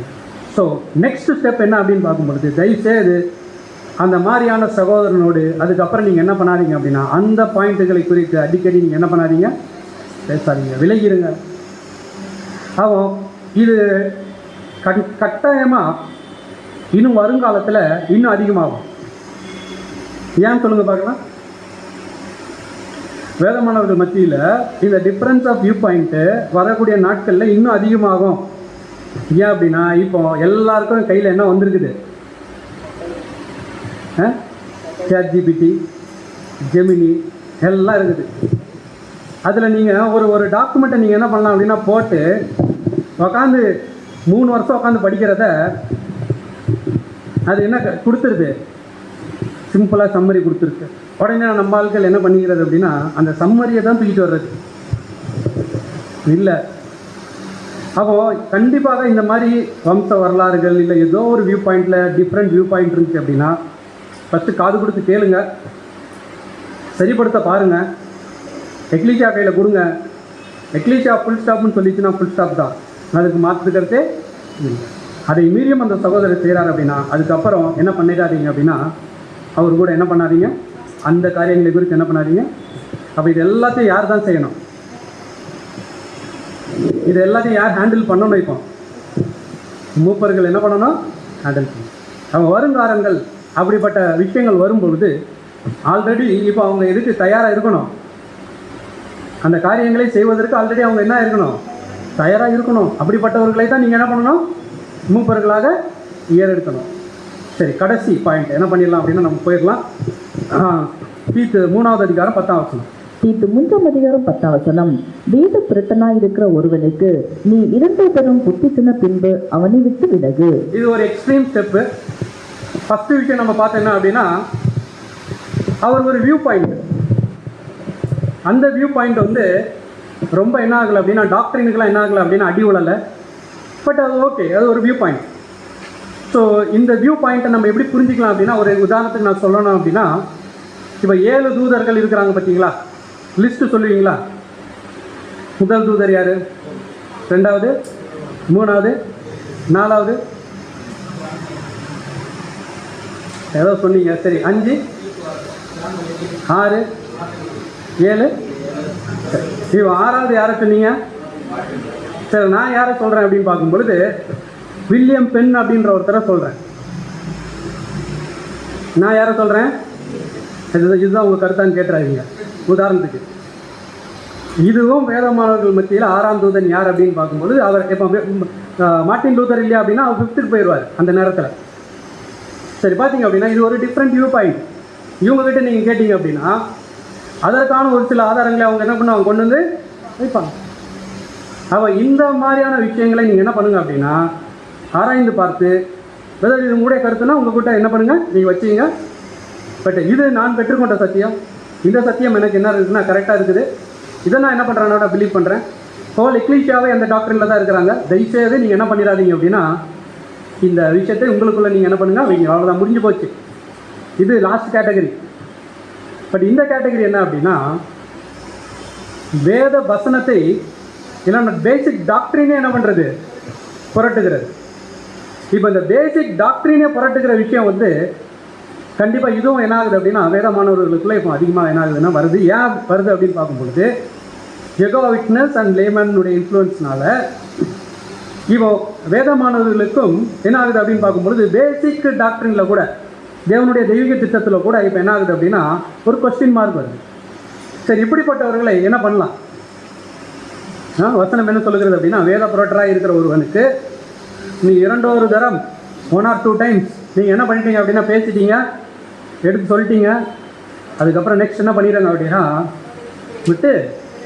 ஏன் அப்படின்னா பேசிக் ரேன்சம் டாக்டர்னு அடி வாங்குது. நல்லா புரிஞ்சுங்க, பேசிக் ரேன்சம் டாக்டர்னு என்ன ஆகுது, அடி வாங்குது. ஆனால் இப்போ அதுதான் வந்து லேமன்ஸ் அண்ட் ஜெகோவா விட்னஸ் உடைய ஒரு சில விஷயங்கள். இப்போ இந்த விஷயங்களெல்லாம் பிடிச்சிக்கிட்டு நம்ம வேதமானவர்களுக்குள்ள தேவனுடைய சத்தியத்தை அழகான ஒரு டிவைன் பிளானுக்குள்ளே நம்ம வச்சு பார்க்கும் பொழுது இது என்ன ஆகாதுன்னா ஃபிட்டு. அப்போ அப்படிப்பட்ட ஒரு சில காரியங்கள் நடக்கும் பொழுது இப்போ அதை என்ன பண்ணணும் அப்படின்னா தெளிவாக அந்த சகோதரனுக்கு சொல்லி மறுபடியும் அவரை நல்ல வழிக்கு கொண்டு வரணும். அதுதான் ஃபஸ்ட்டு நோக்கமாக. எந்த விஷயம் எடுத்தாலும் ஃபஸ்ட்டு நோக்கம் என்ன அப்படின்னா அவரை என்ன பண்ணணும், எப்படி ஆகிலும் என்ன பண்ணணும், ஆதாயப்படுத்தணும். ஆனால் ஆதாயப்படுத்துறதுக்காக பரிசுத்த ஸ்தலத்தை விட்டு என்ன பண்ணிடாதீங்க, பரிசுத்த ஸ்தலத்தை விட்டு என்ன பண்ணிடாதீங்க, போயிடாதீங்க. அப்போ நம்ம இருக்க வேண்டிய இடம் என்னது, பரிசுத்த ஸ்தலம். பரிசுத்த ஸ்தலத்துக்குள்ளே இருந்துக்கிட்டு மேக்சிமம் என்ன செய்ய முடியுமோ அதை நம்ம என்ன பண்ணணும், செய்யணும். உதாரணத்துக்கு அவர் விலகி பாளையத்துக்கே ஓடிட்டார் அப்படின்னா நம்ம பின்னாடி பாளையத்துக்கு ஓடலாமா? நம்முடைய லைஃப் என்ன ஆகுறது, நம்முடைய பர்சனல் ரெட்டிப் என்ன ஆகுறது? அப்படின்னா என்னென்ன காரியம் இதெல்லாம் பாருங்கள், ஹேண்டில் பண்ணக்கூடிய விஷயத்தில் ரொம்ப கேர்ஃபுல்லாக இருக்கணும்.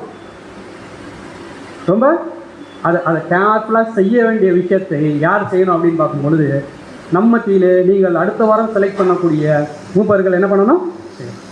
அப்போ இதோடு நம்ம என்ன பண்ணலாம் அப்படின்னா ஒரு சம்மரி பார்த்து முடிச்சிடலாம். முதல் விஷயம், அவர்கள் போதிக்கப்பட்ட வசனத்தில் என்ன பண்ணணும், நிலைத்திருக்கணும். 2வது புத்தி சொல்லணும், அந்த காரியங்களை என்ன பண்ணணும், செய்யணும். 3வது ஆரோக்கியமான உபதேசம் செய்கிறவர்களாக இருக்கணும், அவருடைய பேச்சு ஆரோக்கியமான பேச்சாக இருக்கணும். அடுத்தது கேரக்டரில் எப்படி இருக்கணும், நல்லொழுக்கம் மற்றும் குற்றமற்றவர்கள். அடுத்தது நாணயத்தோடும் கண்ணியத்தோடும் என்ன பண்ணணும், நடந்து கொள்ளணும். அவபக்தி லௌகிக இச்சைகளை என்ன பண்ணணும், வெறுக்கிறவர்களாக தானே இருக்கணும். ஜெயிக்கிறது நெக்ஸ்ட். அது ஃபஸ்ட்டு வெறுக்கிறவர்களாக இருக்கணும். அடுத்தது தெளிந்த புத்தி நீதி தேவபக்தி உள்ளவர்களாய் உங்கள் மத்தியில் என்ன பண்ணணும், வாழணும். தேவையற்ற வாக்குவாதங்களை தவிர்க்கிறவர்களாக இருக்கணும், ஹேண்டில் பண்ண தெரிஞ்சிருக்கணும். அடுத்தது வேத புரட்டர்களை எதிர்த்து அவர்களையும் எப்படி ஹேண்டில் பண்ணணும்னு என்ன பண்ணியிருக்கணும், தெரிஞ்சுக்கணும். இது எல்லாமே வந்து ஆல்ரெடி நம்ம சொன்ன தகுதிகளுக்கு கூட நீங்கள் என்ன பண்ணிக்கிங்க, சேர்த்துக்குங்க. இது வந்து அதுக்கு ரீப்ளேஸ்மெண்ட்டு கிடையாது, அதையும் நல்லா சொல்லிடுறேன். இது ஆல்ரெடி நமக்கு தெரியும். தீத்து தீமோத்தேயில அப்போஸ்தலன் பவுல் கொடுத்துருக்கக்கூடிய ரெக்குவயர்மெண்ட்ஸு ப்ளஸ் இதையும் என்ன பண்ணிக்கோங்க, சேர்த்துக்குங்க. இதோடு நம்ம என்ன பண்ணலாம் அப்படின்னா முடிச்சுக்கலாம். தேவன் தாமே இந்த வார்த்தைகளை ஆசீர்வதிப்பாராக. ஆமென்.